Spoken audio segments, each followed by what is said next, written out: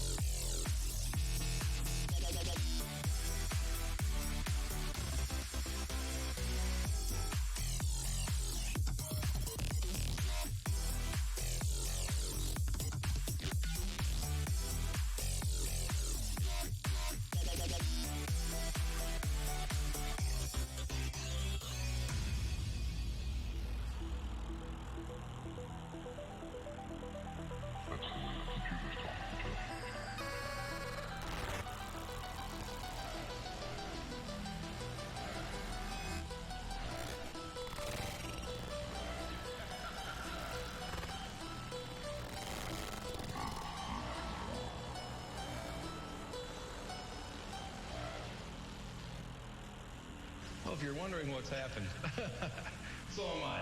The computer that we have running our news from time to time took off and went wild. So what we're going to do is start over from the top.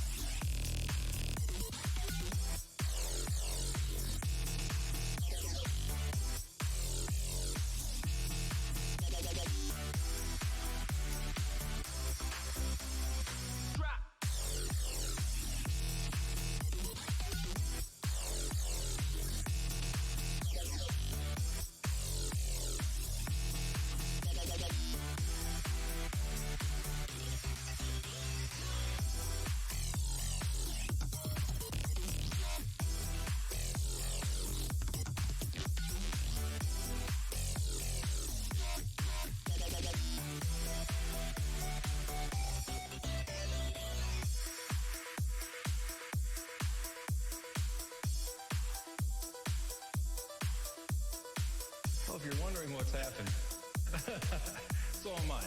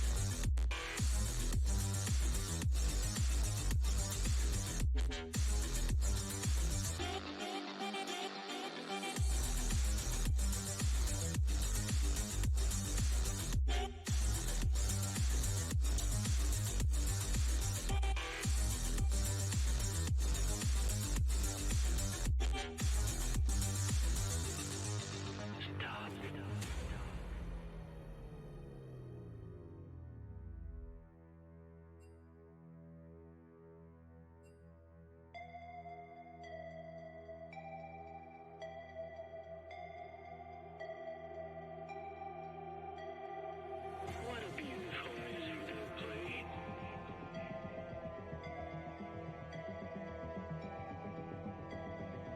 And it just never stopped.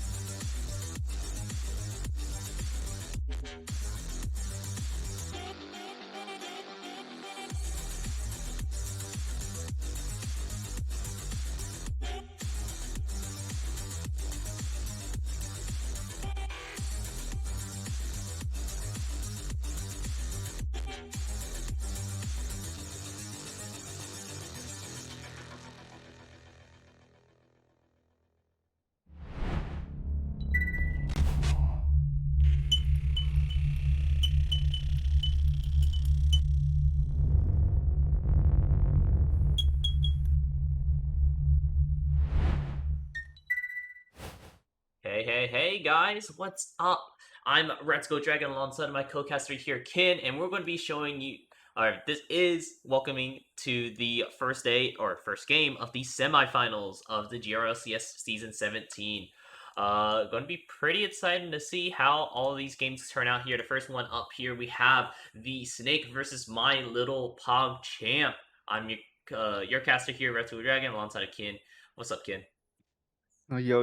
I'm pretty excited about these semifinal games. We are going to be casting the Diamond Cap division, so should be pretty exciting. And as we get right into the draft, we're going to be seeing Jin, Leona, and Riven picked up by the side of Snake. Yeah, nicely done. Yeah, we did miss out on a little bit of the draft so far, but no worries. I mean, it's still pretty exciting to see how this goes. Jin and Leona very aggressive, compared to how usually the support over from My Little Pocket, they like to play a little bit more defensively, or has that enchantress sort of lineup. But Morgana being picked up for them is going to be pretty good to see as well. And yeah, bans coming out. They are going to be respecting the how strong Jinx is this patch. It's gonna be one of the strongest champions as of now. And on the hands of Snake, it can be like a snowball that can come out of control. So ML, My Little PogChamp will be banning that out in the first rotation. But moving on to second rotation, they do decide to ban the Lilia, and it's gonna be responded by the Malphite from Snake. Yeah, Malphite ban is a good one because we do have what Snake calls the little nefarious plan that My Little PogChamp has been pulling the strings all the way up behind in the scenes. Snake has been having some issues, so they have a sub in for their mid laner this week. No worries on that end. But in any case, My Little PogChamp does have some pretty good ways to get in here because they also have General Vici, who Snake has been calling their coach. This split is going to be over onto the top lane on the side of Milo PogChamps. They're going to be playing that, so they're banning away some pretty strong champions in this top lane. ADCs and supports already picked out, so they banned at first phase. So now they're switching over a focus over onto General Vici and trying to maybe if they can ban him out and make it so he's not as going to be as useful as he could be whenever we do reach into the like mid to later parts of the game. And one of the things people don't realize is how fast this Morgana carry is. So My Little PogChamp putting it in the priority, being the third pick in their rotation. They're gonna have huge jungle pressure just because she can basically out clear every other jungler. Although Nautilus jungle is like still pretty fast, you're not really gonna see it, but it would be pretty exciting if they just throw Nautilus in the jungle and then put Morgana as a support. Yeah, absolutely. It would be something spectacular to see. Maybe even they throw us another curveball and we'll see like Nautilus in the top lane, Morgana in the support, and we still haven't picked the jungle yet. Shen being the jungler this time around. That'll be really interesting to see. Or maybe Nautilus in the mid lane, Shen top lane, Morgana support, and then another jungler. But a lot of options we can go into here. But Snake is going to be picking up the Karthus and Ivern. So Karthus mid lane with an Ivern support. Or jungle. So same thing, you know, in mid lane, jungle is like the support to mid lane in some cases, and Ivern is going to be picked up for the jungle over the side of Snake. And Karthus mid, something I haven't seen in a really long time. He does have very weak early since he has low mobility, and his champion does fly a lot on skill shots that are like very slow to cast. And it's gonna be the Ivern just to help that, provide those shields. And I don't necessarily think that they do have the strongest mid lane duo with Karthus Ivern, but it's gonna be a Sylas to respond to that. And honestly, I think Sylas should have a free lane early on into the Karthus, since Karthus is gonna have to like expend a lot of mana to try to like kite him out. And if the spacing is not done correctly, Sylas should just automatically snowball and help win this lane. Definitely a lot of opportunities in that end, but draft has finished, so now we're going into actual champs delights right now, so we have a little bit of a delay still going on here, so still a lot to talk about here. I do like the Sylas pickup over for the side of My Little PogChamps. I mean, you have really impactful ulti. We're seeing the Leona ulti to start an engage. We're seeing Karthus ulti to finish off some kills. We're seeing Ivern, which is a little bit the weirder one, but Ivern summoning the Daisy is another way you can get a CC on your team. That's an extra body for you guys to just throw at. Do a little extra peeling if you really need it, but other than that, Leona and Karthus both have really impactful ultis for Sylas Studio, so I'm a fan. And yeah, it's gonna be all this peeling that's gonna come over to the side of Jin. You know, on the other side, they do have a lot of engage, a lot of like knockups for the Samira to be able to capitalize from her E, and from her passive that just deals like extra little fast damage once they are knocked up. So it should be pretty exciting. As they are gonna be both playing towards their mid to bot lane. Ribbon's probably gonna play weak side alongside of the Shen here in the top side, and just ideally we see action all around the map, but it's probably gonna be condensed down to the bot lane. Yeah, I would imagine it would be pretty condensed just because of how volatile we're seeing from both sides. Milo Pachets and Snake having two aggressive, supports here, which is actually kind of interesting because Piplup doesn't typically play some of these more aggressive sort of supports here. But I mean, they're looking to try to match up against Jin and Leona for their bot lane, Paragon and Potato God, seeing if they can square up on even playing field essentially. playing in a really aggressive matchup, not looking to play just Enchantress and try to just scale into the game. They're looking to actually maybe snowball a little bit with this, how they drafted so far. And yeah, here in the bot lane, it's gonna really come down to who engages first and how the counter engage happens. If Nautilus fails to engage properly, Leona has to like capitalize from that and turn that around. But if Leona just fails to go on the right person, it's gonna be up to Rido, Torkic, and Piplup to try to like turn that around and punish the bad engage.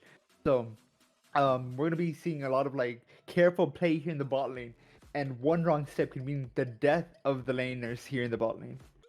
Absolutely. Rito, Torchic, and Piplup are going to have their work cut out for them because Paragon and Potato Gun not necessarily a bad combo for how well they can play it out here. So we'll have to see who's going to be the better bot lane. And then for really on the rest of the map, it is still going to be like an important matchup to look at over on top lane. Tendies versus Genovici, the Riven versus Shen matchup here. It's going to be important because Genovici, notorious for playing a little bit of these weaker-sided top laners, but so much utility given over to his team because of how good his macro can necessarily can be. He can really get a lot whenever he tries to get some of these roams off, and he plays for the team a lot more. So I'm interested to see if maybe Genovici is going to be maybe just out impacting the map than Tendies can before Tendies grabs the lead for himself. Tendies definitely a very strong top laner, very good at what he does, but it's really going to be important if Tendies can actually maybe grab something before Shen starts impacting the map and it gets pretty bad for everywhere else. Yeah, in this patch 11.9, the Shen buffs have come out. Nothing really changed from his kit. It's more like buffs to his R, which are going to be really felt in the mid to late games as they now do scale from health. So yeah, if Tendies does not punish Genovici on this Shen, the impact that Genovici is going to have is just going to be so much greater than Riven's, and it's just going to help his team snowball all around the map. However, it is Snake. They did go undefeated this whole division, this whole normal split. So now that we're in the semifinals, they're someone that should definitely be feared. And even if they do have a weaker sided comp, they are going to be still this threat because of how good they play. Their macro, their champion pools are just really good. Yeah, absolutely. So we'll have to see how it goes into the later parts of the game here. And interestingly enough, like I said, we do have a new mid laner over for Snake. So we have like no info on this guy other than he's not a Yasuo one trick that we've seen previously from what Snake consisted had. But now they actually have, a mid laner, according to their captain, XIV, he did say now he has a mid laner that has a lot more, a wider champion pool, which, I mean, the Karthus definitely shows that. You don't really see a lot of Karthus, but if, let's see, Donell, I want to say it's like Donell or something like that. I am so sorry if I'm butchering your name. But anyways, the Karthus is going to be a pretty good one. If he can land a lot of these little Skittle Qs over onto Sylas, he can poke him out real early and then have a nice safe laning phase. And then that's part of the late game assurance that he and Jin are going to be really providing over for the Snake. So it's going to be interesting to see. And yeah, as long as Donell does not push out the lane too fast, it should put him in a good position here in the early laning phases. As long as he can like kind of try to zone Sylas out of lane, Karthus should not have that much of a problem. But if the spacing is not there, Sylas X-Craze on Sylas is just gonna be able to punish that, go for these early skirmishes and like bring down Karthus to a point where he has to like be forced to back or forced to lose one of his lives. And Karthus does have the passive, which is gonna punish X-Craze if he does fall down, but it's probably not gonna be enough to trade 1-for-1. Yeah, it will be interesting to see at the very least because Sylas is supposed to be one of those more aggressive mid laners, and rightfully so. He has a lot of damage, especially after they made it. I still don't like the change where they made his E a 100% AP ratio and then no shields at all. I like the idea that he was an anti-mage bruiser, but I mean, maybe the idea was just a little too strong, especially because the shield was just maybe a little bit too good. So they just buffed his damage and left him. It's like, yeah, he's kind of like an assassin at this point. He's like bordering on the damage side of a bruiser, more so. But here we go, going into our first game here. We can go ahead and hide that. There we go. And you want to go ahead and introduce these teams to us? And on the blue side with Snakes, we have 10d2 playing Riven top. TP Ignite, no need for flash when you're going to be fighting all game long. XIV here in the jungle, running the Ivern with Airy for those extra shields, that extra poke, that extra damage. Donnell in the mid lane with Carthage Dark Harvest for those low level low HP fights, and Paragon and Potato God at the bot lane duo running Jin Leona. They almost got cut out here in the bot lane, and this Ward might be able to stop the invade from the side of my little PogChamp. Yeah, it is going to be stopping this, but it does present something that's kind of interesting. That ward means that everyone has a little bit of experience. So that means they're going to hit, some of them will hit level 2, just like 1 minion difference faster than their lane opponents. But other than, it's not going to make just the same impact here. It's still going to be interesting to see how this is go. Let's see. So, Waterbear, to answer your question, yeah, it's me, Let's Go Dragon, casting here, but alongside of me, I have ourselves Kin, going to be my co-caster here. They're already doing draft while we're doing it, so I couldn't give you an introduction, but once we go into game 2, we can look at our beautiful faces before we go ahead and dive into that. But for now, let's go ahead and introduce my little PogChamp side. We have Genovici in the top lane playing that Shen 2004, that's his GX. 470 playing that Morgana in the jungle. We have XIV in the mid lane playing that Silas in the bot lane. We got Rito Torchic and Piplup playing the Shamira, and the Nautilus combo. And as the pathing does start, we're going to have a full top side clear for Morgana, probably heading down into the bot side and then looking for a bot lane gank ideally, as Morgana does excel very well into Leona. And on the other side, we're just going to see a normal Ivern clear, just completely being in front of the jungle, going for his blue down to his red side, and just trying to get buff to buff as soon as he can so he does not get invaded, since he is just very vulnerable to invades early into the game. Absolutely.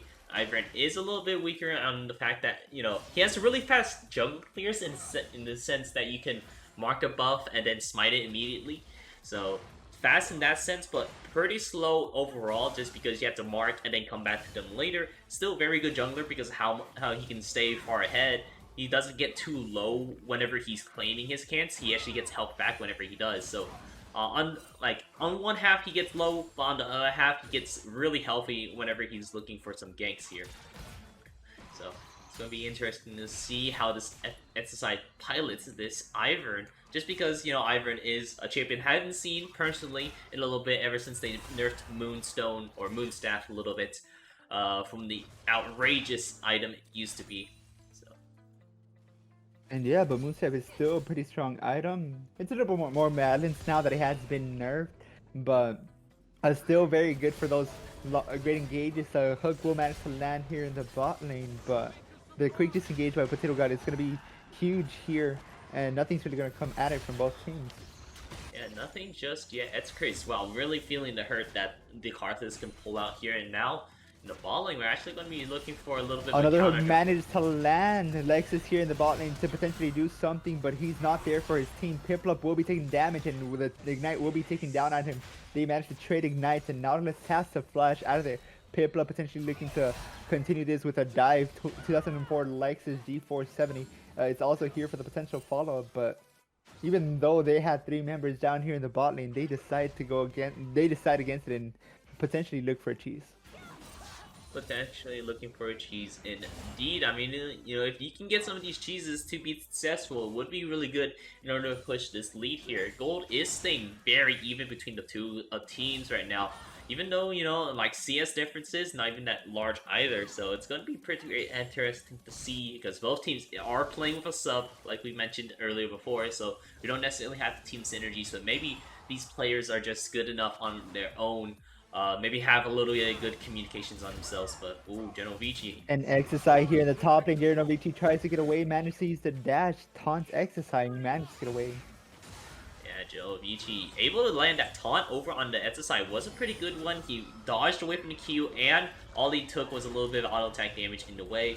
Genovici now actually doing a good job and trying to freeze the lane too. Takes a little damage, so he's not going to be able to freeze it completely. They're actually going to be slow pushing over to side Tendies too. So not in a great position, but if Tendies can thin out the wave for him, it will definitely turn out in his favor then. And since Tendies does have this Ignite TP on the Riven, he's going to be looking to play very aggressively, shove in lanes, look for these aggressive trades.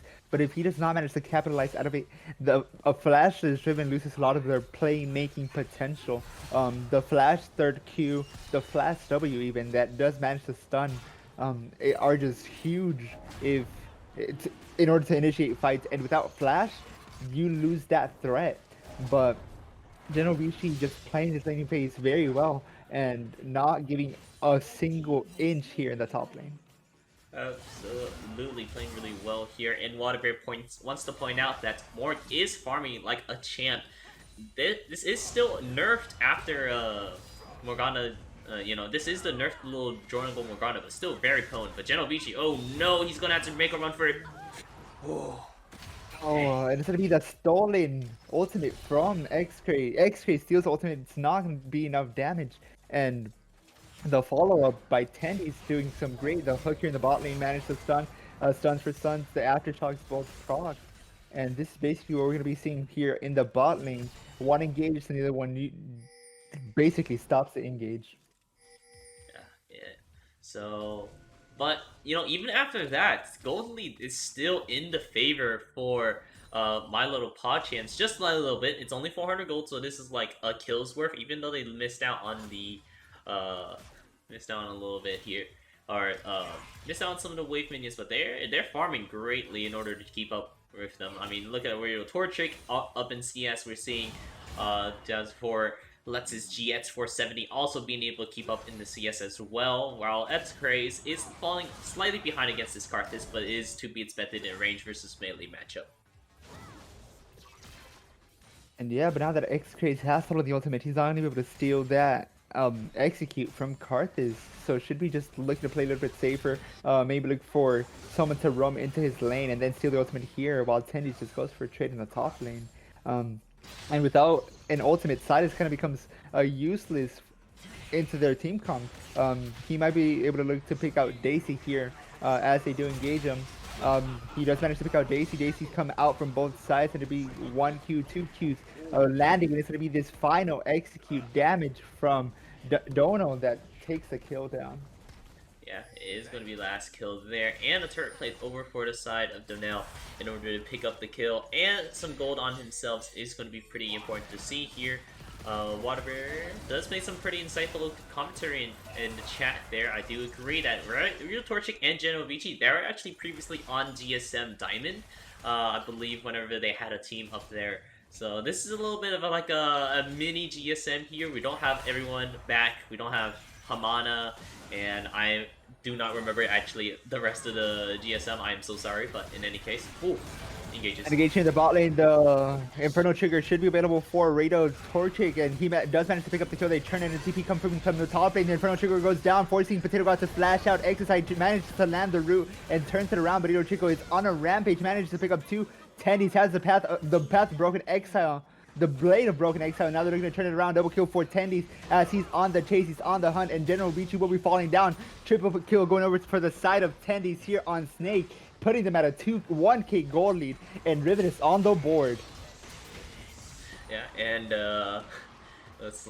unfortunately, it looks like this is going to be what Dang Dude says just right now. Tendies diff right now. He has a 4-kill gold lead in the top lane. Sure, we got a nice kill over for Rito Torchic. 1-1 over to Pivot up, so it's not great. XIV is on the hunt here in the mid lane. He's going to be exhausted. Potato God in the run. He should have this Solar Blade to try to catch him out. The stun does land, and Dono having to flash out of there, walking a little bit too close for comfort. Now 2004 Lexus GX47 trying to pick something up, managed to get one, and Piplup roaming down mid, does not manage to land the hook and will be rooted. If they want to turn this, they are not going to be able to have enough damage. So at the end, it's going to be a 5 for 2, a 5 for 3 in the other game.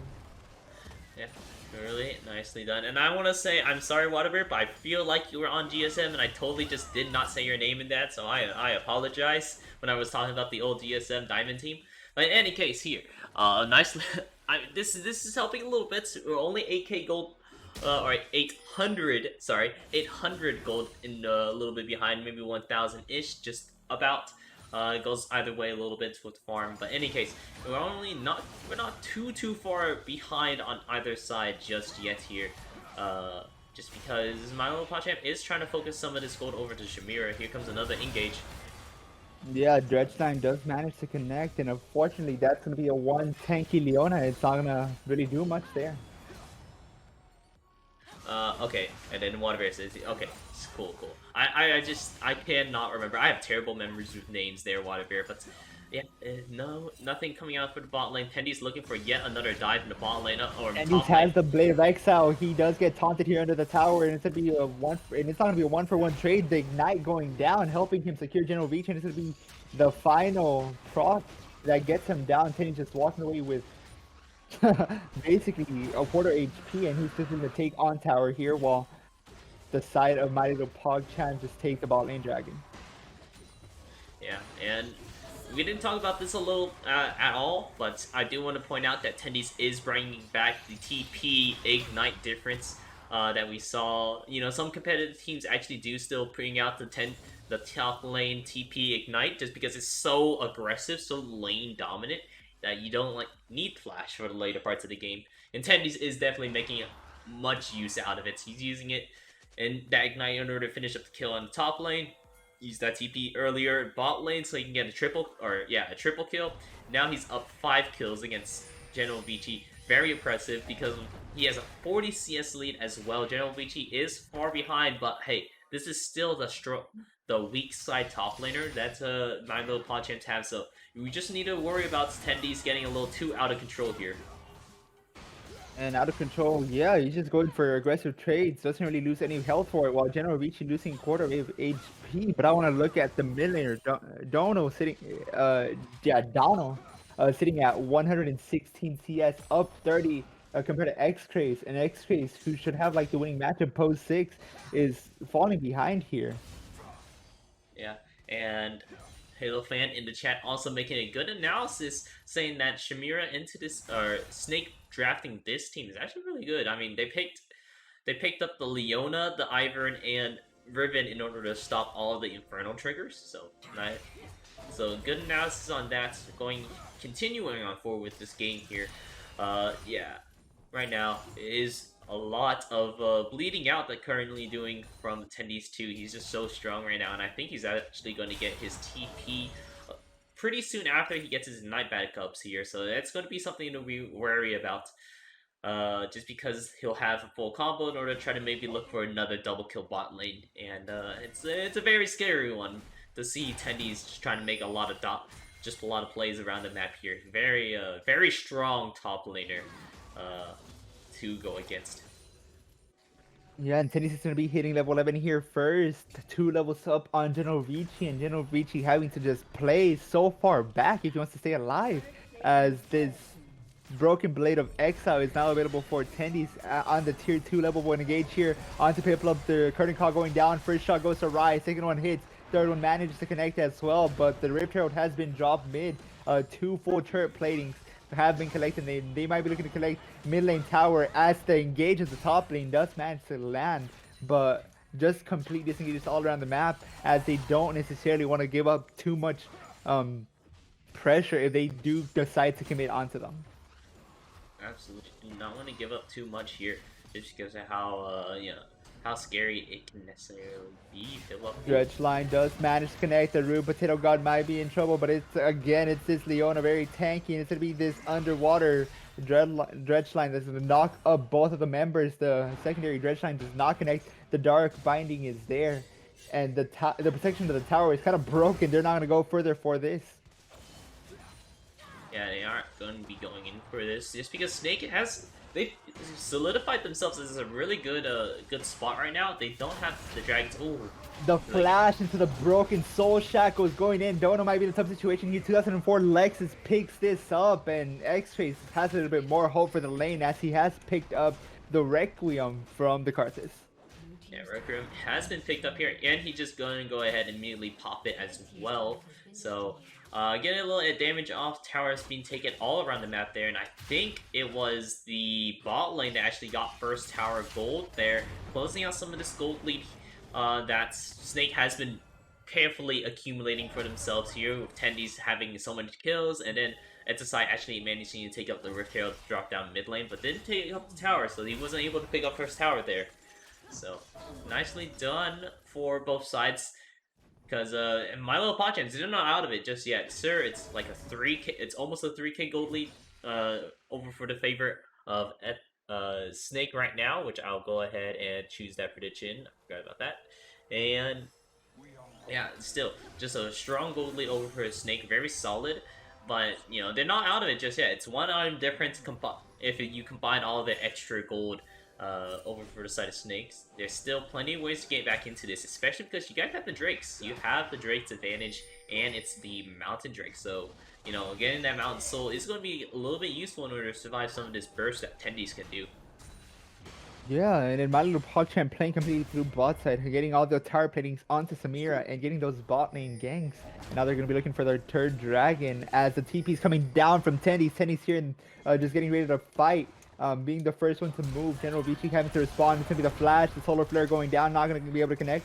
And X-Trace is here, but they're going to just go into Dono. Dono will be stunned by X-Trace's solar flare as he has stolen it from Potato God, and Potato God just managed to stun the Lexus player. And it's going to be the Inferno trigger that's going to be available for Rito, but it's not going to be able to do anything against 4 members, 1v4 in this back line. Yeah, unfortunate. Rito Torchic was a little bit out of position there. He got caught out by XIV using Daisy alongside that Sugar Cheat or that Bramble shield. I forgot exactly what it's called. Not Vest, that's an item. But going to be slowed down and then Daisy knocked up, so not going to be able to pick up anything off of that just yet. So, but hey, this Shamira is slowly scaling up into this game here. We're waiting for the point where, you know, Shamira can really pop off. Looking for some really good engages, because I know Rito Torchic actually plays a lot of Shamira, is a fan of the champion, and definitely can see him having a lot of capabilities in order to try to make it out of this game with a lot of damage under their belt. And now they're going to be swapping Dono here, Dono to the top lane. He's just going to simply push that and then head back mid lane.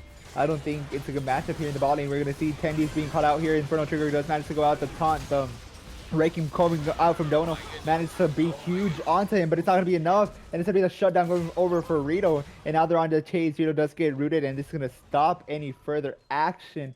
But one look away, and it's going to be a huge fight here in the bot lane. Absolutely huge fight coming out there, but a huge win, I want to say, coming out for my Little PogChamp. Rito Torchic was the one that was able to pick up the shutdown off Tendies too, and that's a lot of gold. Fortunately, he is recalling in a little bit carry to the spot, but... Oh, yeah. Knocked up, but does he have the damage to go against an Ivern? Ivern getting some massive damage here with Daisy, the knockup popping the shield, and it's going to be X-Trace having to respond here in the bot lane, just help his ADC stay alive. The broken shield, the shield bow is no longer available for Rito for the next 50 seconds and will be forced to play a little bit more safer as he does not have that extra protection. Yeah, absolutely. Not going to be having that extra protection, which is a shame to see. It is something he can, it is something that's, you know, he's not going to have for a little bit, but he's not going to be fighting anytime soon. Hopefully he's not going to be fighting with that down. And the little extra protection is not going to be wasted at least. Yeah, a little bit of a kick W fight that Shamir was getting 1v1 by Daisy, but... Oh, and this might be a bad situation for Paragon. Paragon will manage to get out alive, but just barely. Solar Flare having to come down, and it's going to be the Inferno Trigger getting ready for Rito Torchic. He does have the Black Shield to prevent the CC, and it's going to be Curtain Call going down. 1, 2, 3 shots go awry, and none of those connect. trying to zone them away from his support. And oh my god, XSI might be in a bad situation here as well, forcing the ignite out from Piplup. And overall, my little PogChamp just capitalizing very well off of this, noticing that they are in a bad situation, and Paragon walking a little too far away from his support, and forcing his flash heal out of him. And Potato God does have to pay with his life in order to get his ADC alive. Yeah, but right now, Tendy's still quite a monster over the side of Snake. It is something you had to be careful of, like picking up some of these kills off the side. You know, Paragon kill there was pretty big for them. Another kill for Torchit's pocket means that he can slowly start building up for more damage items. Hopefully he can get an LDR eventually, just because Tendy's has opted in to grab some health. So LDR would be doing a little bit of extra bonus damage for him. It would be really nice to see. But for now, the Collector has been finished because, you know, you want to have, while you're using that Inferno Trigger, you want to be able to get your resets off. They're very important to have as a Shamira especially. So having that said and done, it's going to be interesting to see whenever we do get to that 3-item power spike that we traditionally see on career ADCs. I'm going to be curious how my little PogChamp is going to fare, because Tendy's is almost at his 3 items, which is going to be quite a power, just a power bump for himself as well. They took forever to kill Tendy's that first time, so maybe killing Tendy's the second time is just gonna not be it. And yeah, and to kind of like mitigate some of that healing that's gonna be coming over from the side of Snake, they have managed to pick up the Bramble Best and 1 Oblivion board for the side of my little PogChamp.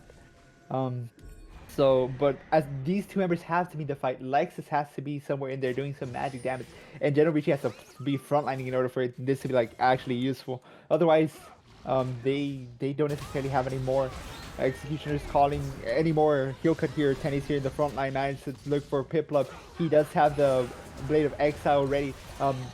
Has not decided to throw it out. Kernicog will go down.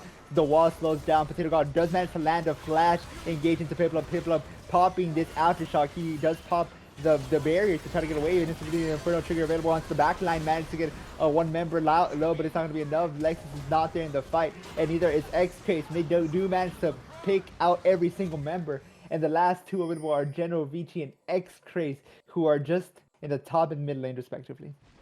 And pretty unfortunate to see there. General Vici actually did use his standard United on as well onto Rito Torchic or Piplup, one of the 2, in order to get into the fight, but they just died too quickly. He couldn't get in there and couldn't assist in that fight. Team was a little bit broken up there. And yeah, Tendy's just not taking any like, he is taking damage, but he's healing all of that damage whatever they're doing to them in that fight. Tendy's is a really good top laner on some of these carry top laners such as Camille and Riven, and it's just kind of scary to see just because Tendy's is such a strong component in this game here. Previously, I would say for Snake's team, Tendy's was always like a win condition for Snake, just because like XSI has been capable of really putting Tendy's into a spot where he's pretty comfortable and able to pop off here. Previously, I'm pretty sure was it Tendy's and XSI previously too? I know in past seasons we saw Tendy's play like Rengar top lane, I believe, and with maybe even XSI as the jungler as well in order to play Ivern and supporting him, but still very cool.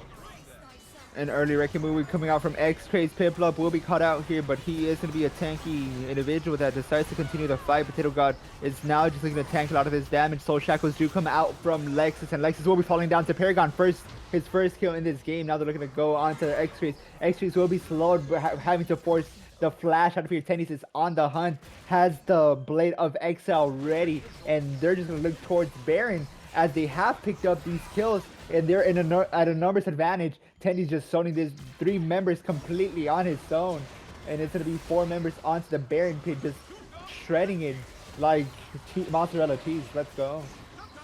Yeah, shredding this Baron down. That's going to be quite a bit of a lead over for the side of Snake right now. We're seeing a solid 7k gold lead for them. That's 2 items plus a Giant's belt worth of stats. That's a lot of things to consider whenever we're going into this game. going into this. I mean, they have 2 dragons, 2 Moundrates, so Tendies is even harder to kill. And plus, on top of that, now you have to deal with them trying to siege down your towers. That includes possibly Tendies going to look for a split push. And Scray's got to be careful here. Oh no.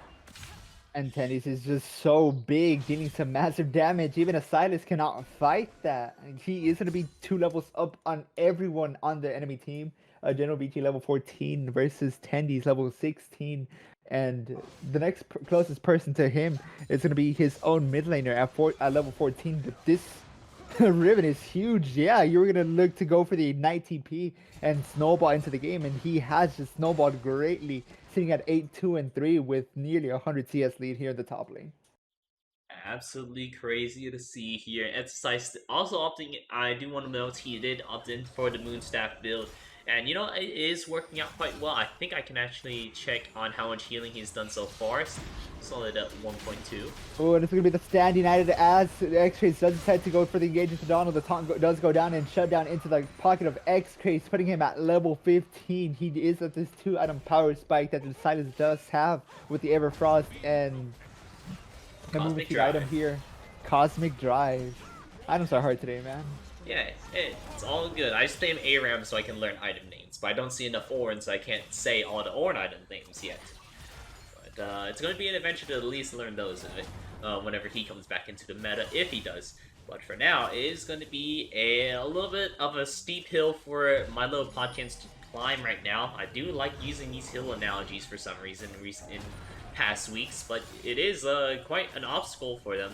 We're seeing the set still 7k gold lead, 2 items plus a giant spell's worth collectively over across the teams. But let's actually go ahead and look at the specific gold numbers. We're actually seeing most of that gold lead over on just Tendies. That's 6k in his, but that's so much gold. That's so much gold on one person. That's literally 2 items on the. Yeah, we're seeing the Black Cleaver and the Serpent's Fang over onto Tendies, which I actually like that he built the Serpent's Fang. He is looking to stop a lot of the shielding that Milo PogChamp have. They have General VG who gets a shield and he gives a shield. We have Piplup that has a shield, and he has a Luck of Solari, so he gives a shield. Ray Torchic also another shield. Walked into the wrong bush. He's going to be stunned here, and the followed by Paragon is going to be huge. The Gale Force forward is not enough to finish him, and the 4th shot ends his life. Potato got in a tough situation here in the 1v3 situation, but it's going to be the Corning Call going down. Paragon forced to back away out of the Corning Call. It's going to be this heal that manages to keep them alive a little bit longer. Potato God is now on the run, and they have managed to turn this successfully. But Tandy is here to clean this up. Managed to go onto X-Trace in a 1v4 situation here. Managed to pick up 1, and now he's looking for another one. Another 4th shot managed to execute yet another champion, and Tandy's was not there and tried to punish for that. But once he got there, he got the kills, he helped his team, and now they're just pushing it towards mid. Imagine, yeah, it is quite the workload being given out over for the side of Milo PogChamp. I mean, like Tendies, they were winning that fight, honestly. Like we just saw, that was a 6k gold lead over the side of Tendies. And you can see how that is really affecting, because you know whenever Milo PogChamp was fighting 4v5 against Snake, they were actually holding out their own, but then Tendies is just a little too huge right now. There's 2 whole items. He even has control wards in his pocket, so he's getting that vision score on top of it. He's looking for people. It's like you can't enter the top lane area, not just top lane. You can't enter that area. This is Tendies lane. Well, it looks like Milo PogChamp is doing exactly that, trying to see if, like, hey, if we set all 5 people there, that's collectively we have more gold than Tendies does, so, and more abilities. Tendies might be forced to limit test as he does decide to turn the stock up the stun, and Tendies is still huge, managed to heal back up some damage, but he will end up falling down to the Samira here in a 1v5 situation. It is going to be ending up to be that. B-Pots, thanks for the raid there. Caught down a little bit, and hopefully something weird with my player happened there, but it looks like the stream is still here. Thanks again for the raid there, P-Pots. We're showing off General VG. He's on the My Little PogChamp versus Tendies 2 in these things. Right now, my little PogChamps are having their work cut out for them, but I mean, we have Shamir at 3 items now.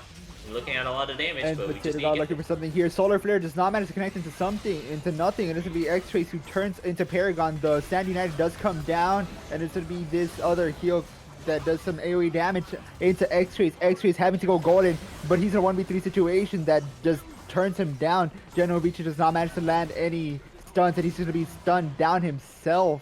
As they're now looking into Dono. Dono does fall down into the Rito Torchic on this Amira, but the Requiem will be going down. Piplup does manage to survive for 1 extra second, but it's going to be this taking burn that secures the kill for the side of Snake. Yeah, and Tendy's on the lookout. He was like, hey, I know you got like 3 of my bounties before, but you know, it's not over yet, or 2 of my bounties, because the first one was over on the top lane dive, but Rio Torchic is in a precarious situation. Ooh, I don't know. Good. I mean, I don't think it's how it happened, but tried his best. He did distract Tendies at the very least for a little bit longer, but can't run from the ribbon. And yeah, the third item for Samir is going to be the Infinity Edge, but now they're looking to go towards that Lord Dominix. Lord Dominix is getting more and more valuable as the game goes on, since they do have three Mountain Drakes. A 4th one will give them soul, and it's going to be just so much more armor. And without the Lord Dominix, they're not going to be able to really get through anyone. Tendies is on a 1v3 situation here in the bot lane. The Soul Chakras do not manage to connect, and it's going to be Lexus who pulls them out to try to get the fight to turn around, but X-Trace does not have the damage, and Tendies will be falling down soonly, but no, this huge damage that managed to turn the fight around picks up one. Now it still continues to fight. The taunt will go down, forcing him to back away. He does have the burn damage, but Conquer is fully stacked up as long as he manages to dodge abilities. The flash from General Vici to go onto the taunt does manage to secure them the kill, but Tendies was on the verge of death, managed to turn that around and trade 1 for 1. Alright, Mirrors trade 1 for 1, but oh no, it's crazy. Gotta watch out. Gotta dodge the bullets. Erden Call does go down, managed to pick on 1, but Rider Chorchik is in the background. Does manage to pick up 1. Redemption going down, not gonna be enough. And Dono here goes golden. His passive just secures a kill here onto General Vici. General Vici is walking away.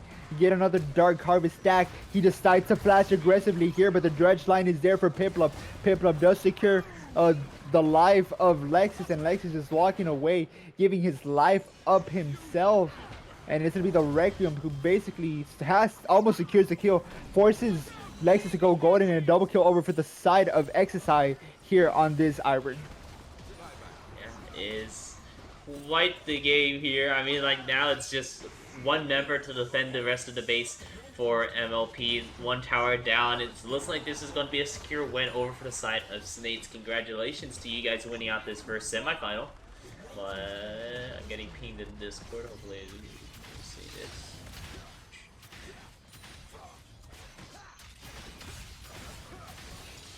Instead of going for the end, they just decide against it, and I think they're just gonna set up for the Mountain Drake and get soul, and not necessarily being too greedy and just respect the enemy team maybe a little bit too much. My little PogChamp didn't necessarily have their strongest members up, but as the timer went on, they did just respawn. I do think they did have the time just to go for the end here. They're now turning to Piplup. Piplup having to use the depth charge to try to get away, and Piplup will be falling down to the first shot from Paragon, and it's to be Curtain Call going down. Ratatorchic might be in a tough situation here as he does get turned on by 3 members of Snake. Snake does manage to try to look for something here, and it's gonna be the Blade of Exile that gets the final damage onto Rido, and Rido just falling down might just be the game losing play here. They do have this Nexus inhibitor up, but the Nexus is the last thing in their way before they do end the game. 3v4 situation here. 1 goes golden, and now this is going to be the end. General Vici will be falling down to XSI yet again, and Dono's on a killing spree as they do end the game here. Nexus is the last thing up, and the health bar of it with a 1000 crit goes down, and this has been the game for Snake. Yeah, this has been game 1 over for Snake. We're going to be going to a quick, let me switch the scenes. Hey, so you see our faces now. We are going to go into a quick BRB because I am being pinged by some staff things. Seems like we have something going on the logistical side, so I need to check those things out. But in any case, we'll be right back with this game after that. Congratulations, Snake, for this first one, but we'll have to just see how this one goes. So without further ado, let's go right into the BRB.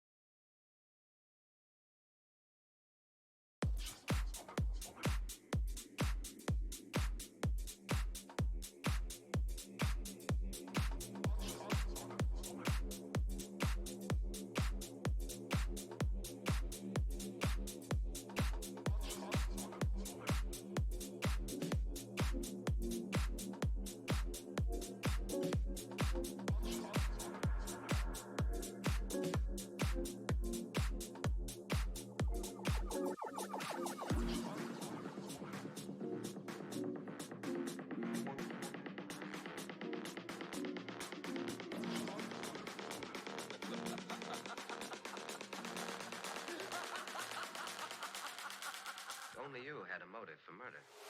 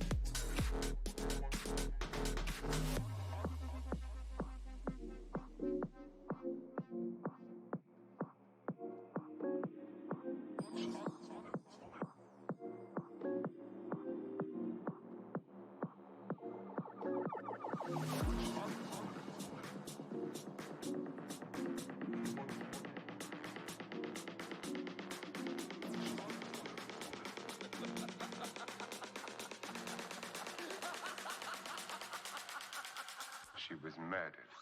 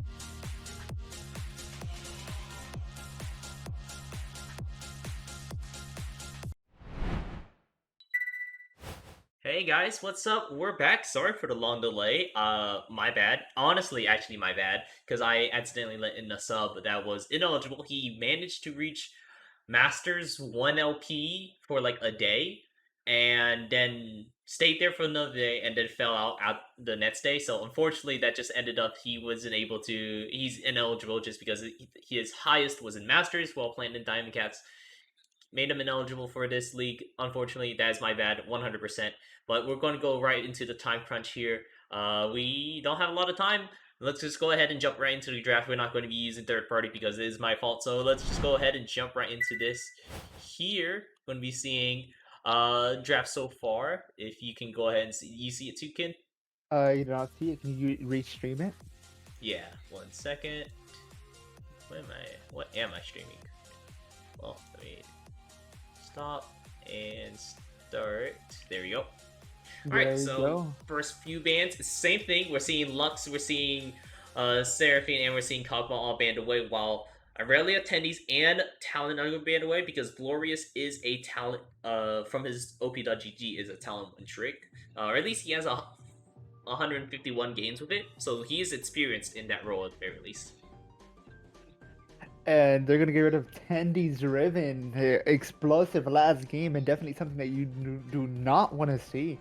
But because they do have to waste a ban on Riven, they are gonna leave the Jinx available, and it's gonna be picked up for Paragon, who has just shown dominance on this champion. And since it's so strong this patch, even after the nerfs, should be a very explosive bot lane.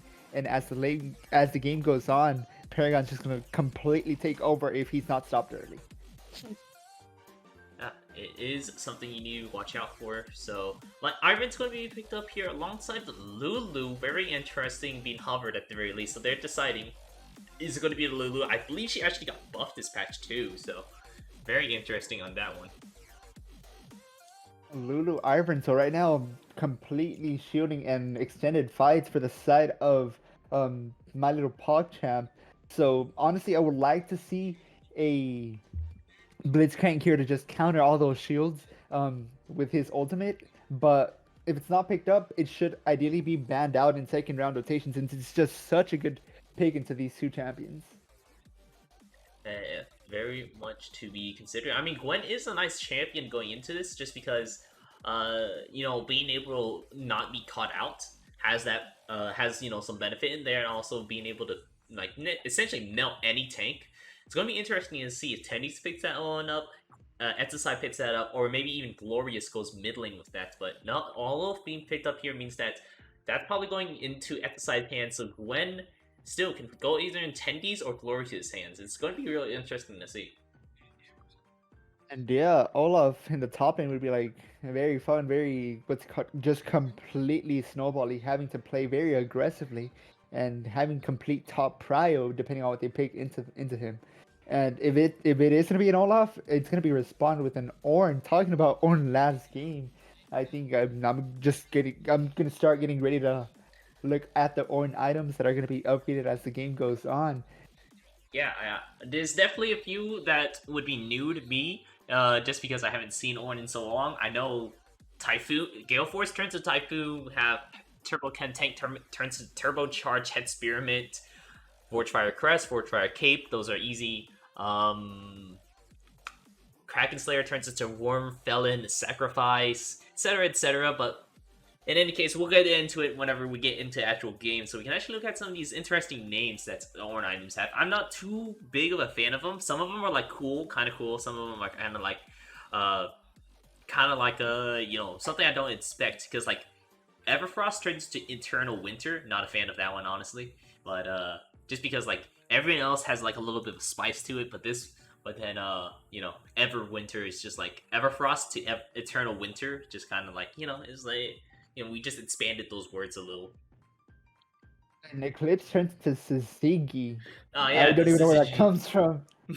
I think it also means like it would have been cool if like solstice and or like, you know, like that, you know, eclipse into like a solstice, you know, kind of has like sort of the same thinking. But yeah, some of these Ornn items are kind of weird champ. But looking at some more of these bands, another ADC band and a mid lane band, but the Zaya is going to be picked up from Rito Torchic. A nice pickup here, just because like Saya's got that damage output carry sort of thing. A lot of attack speed she builds, so Lulu and Ivern are going to be right at home in order to try to buff them up. Just like two Ardent Sensors supports just beefing the crap out of Rudo Torchic is going to be huge.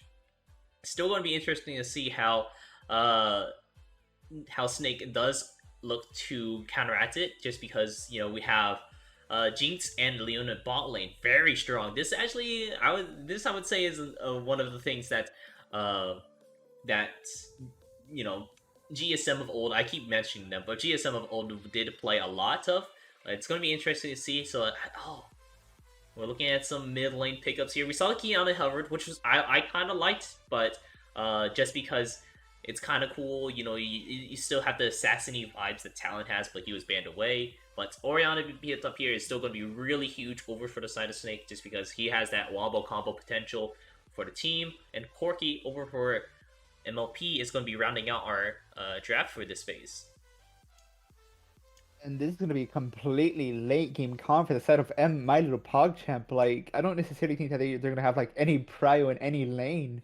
Corki, one of the weakest mid laners, he does have to take flip forward if he does want to survive against the Orianna. They're both ranged laners. And actually, he can maybe get away with some lethal tempo, as Orianna doesn't actually have that much kill pressure as well early in the game. But Ornn, the losing matchup into... I'm not completely sure, but I think it's going to be a losing matchup into Gwen. Ivern, just pretty chill, pretty slow, as we saw last game. He's going to be like not the fastest farmer, especially into the clear of an Olaf. And then the Xayah Lulu bot lane is just going to like hope to scale, hope to stop the aggression that the Leona is going to like to provide. But on the other side, they completely have like a very strong early game in the jungle and in the bot lane because of this Leona. That is interesting to see how MLP My Little PogChamp did draft. They drafted a really strong, like, hey, we have a strong AD. Or I guess technically two ADs, but Corki does magic damage. So the hyper carry scaling, while over on the side of the over for the side of Snake, they opted away from the idea of like, hey, let's just play a bunch of assassins and kill their high priority targets, because you have to fight through it. Ornn, an Ivern, and a Lulu type appealing, and Xayah has ulti as well. So like that's 4 different ways that they can protect themselves. So they instead opted in for a little bit more of like a little bit of a pick and overwhelm sort of idea, just because you have Leona who has the stun to start off your engage, so you can turn it into a 3v5 at the beginning, or Yana can pick off like 3 people with her ulti, and then Gwen's there to deal a bunch of damage against this Ornn in laning phase, and then maybe snowball their lead a little bit, or even then they could just be dishing out tons of AoE damage thanks to that ulti. So it's going to be interesting to see how does this play out with the Snake team comp that they drafted versus the My Little PogChamps.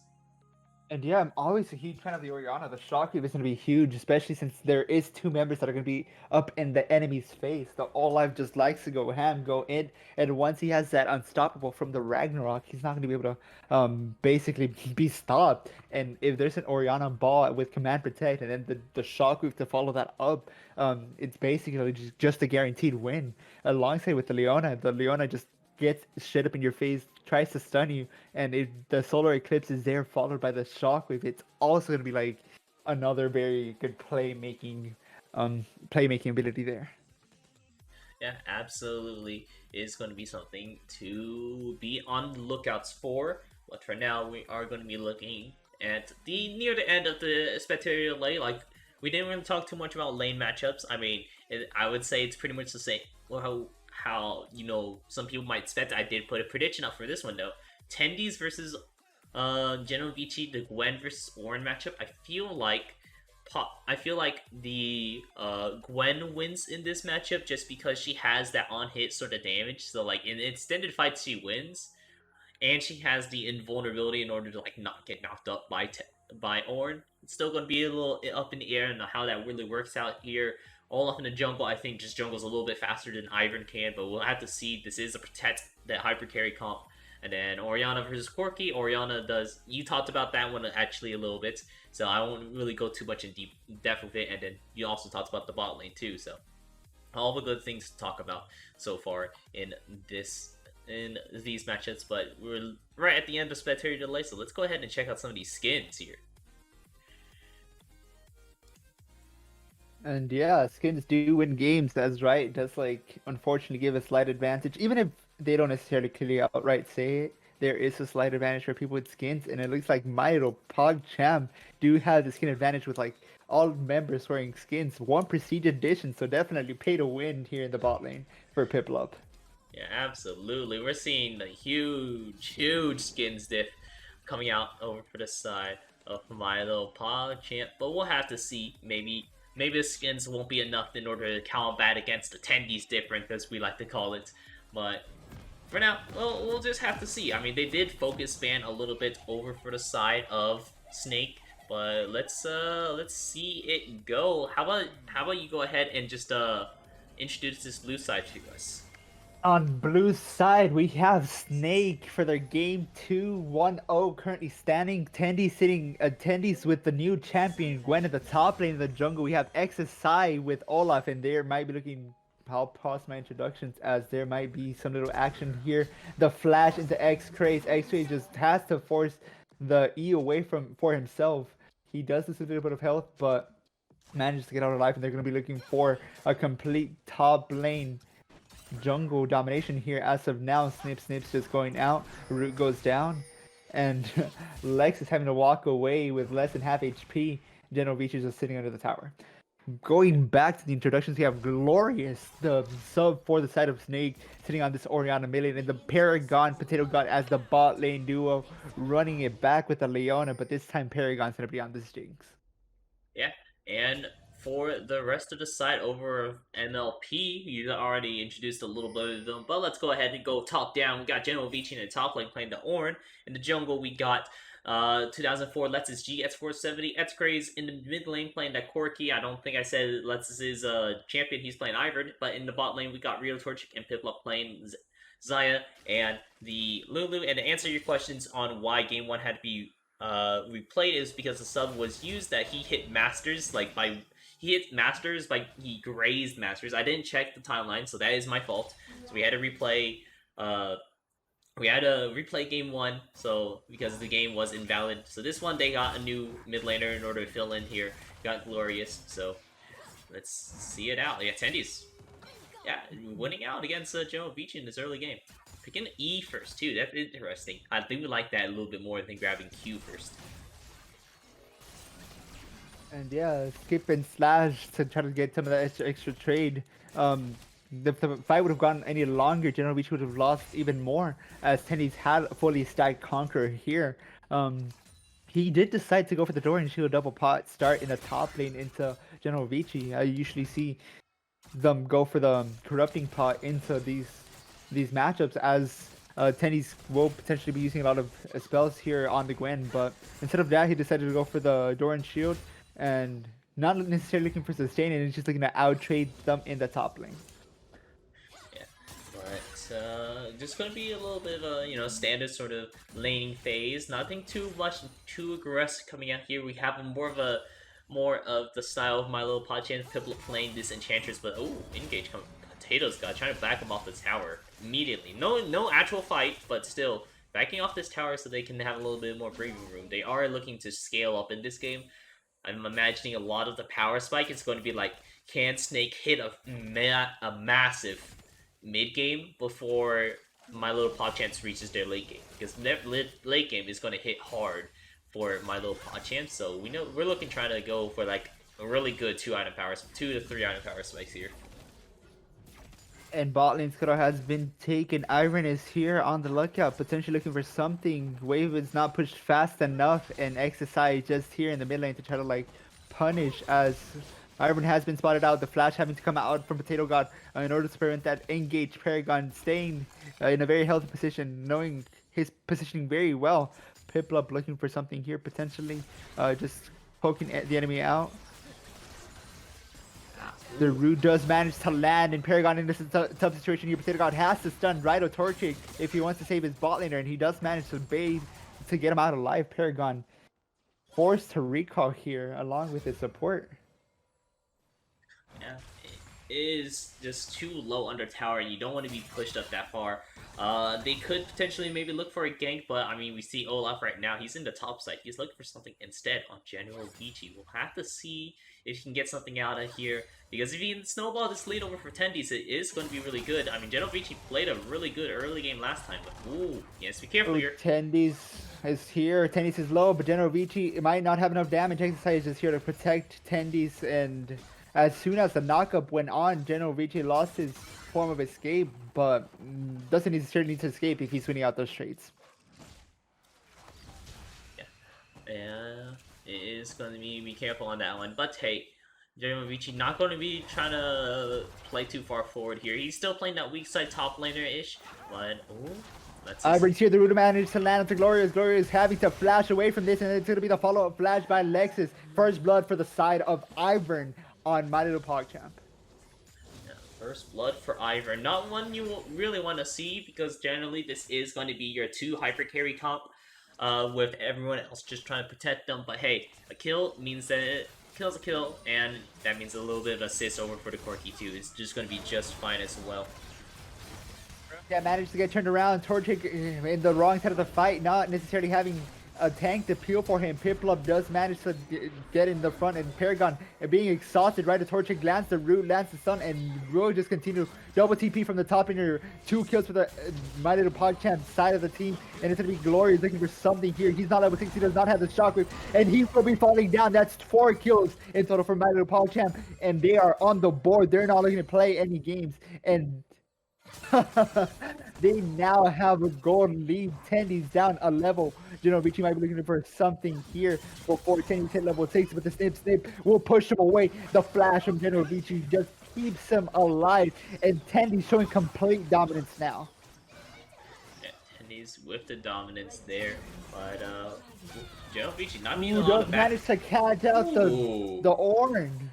Stops the back, and Tendies just barely gets out alive. And Tendies able to pick up that kill there is going to be really important. They need something to play off of for Snake. I mean, they again, they're traditionally a very strong team here, just a little bit of, you know, discombobulated a little bit by the mid laner here, but hopefully this won't be too much of a setback. I mean, Paragon's still playing that hyper carry Jinx for the late game. We still have Tendies too on up a kill, so there's still a lot to look for Snake in order to get into this game here and not have to worry about it too much. I mean, they were able to secure Jinx in the first pick, so hopefully this will pay off quite a bit.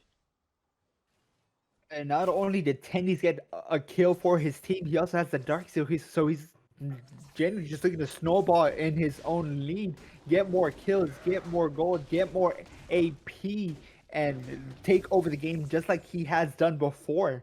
So I genuinely do hope he gets more fed, gets more dark seal stacks, and turns it into Magi's that is gonna like further snowball his lead. Absolutely. Hopefully he will be able to try to snowball this lead, because Snakes need something to get through this. They have a really good team for the late game, or for the mid game. They have some agency in the late game, but they have a lot to contest for versus a Ornn and 2 hyper carry ADCs. And yeah, General Vici having to put a little bit more respect onto Tendies. Gwen doing some massive damage, and it's going to be piloted by Tendies, who is just a very good hyper carry. 3 members in the top side, and next to side might potentially just look to counter gank this. Tendies staying here. The root does manage to land. General Vici does not go onto him. Next side just waiting to hit the blast pan over. General Vici does not have flash, but he does have that form of escape. The Ragnar coming out maybe a little bit too early. He cannot be disabled, and General Vici will be falling down. Tendies gets 1 kill, and now they're looking for another one. X-Craze will have to blast pack away, and now they're looking at the Lexus. Lexus, the shockwave goes to right, does not hit any members, and that might be enough to like secure 1 kill for them, but it's gonna be Tendies who manages to just despite the misplay, get another kill, and Tendies sitting at 3-0 with 6 Dark Seal stacks.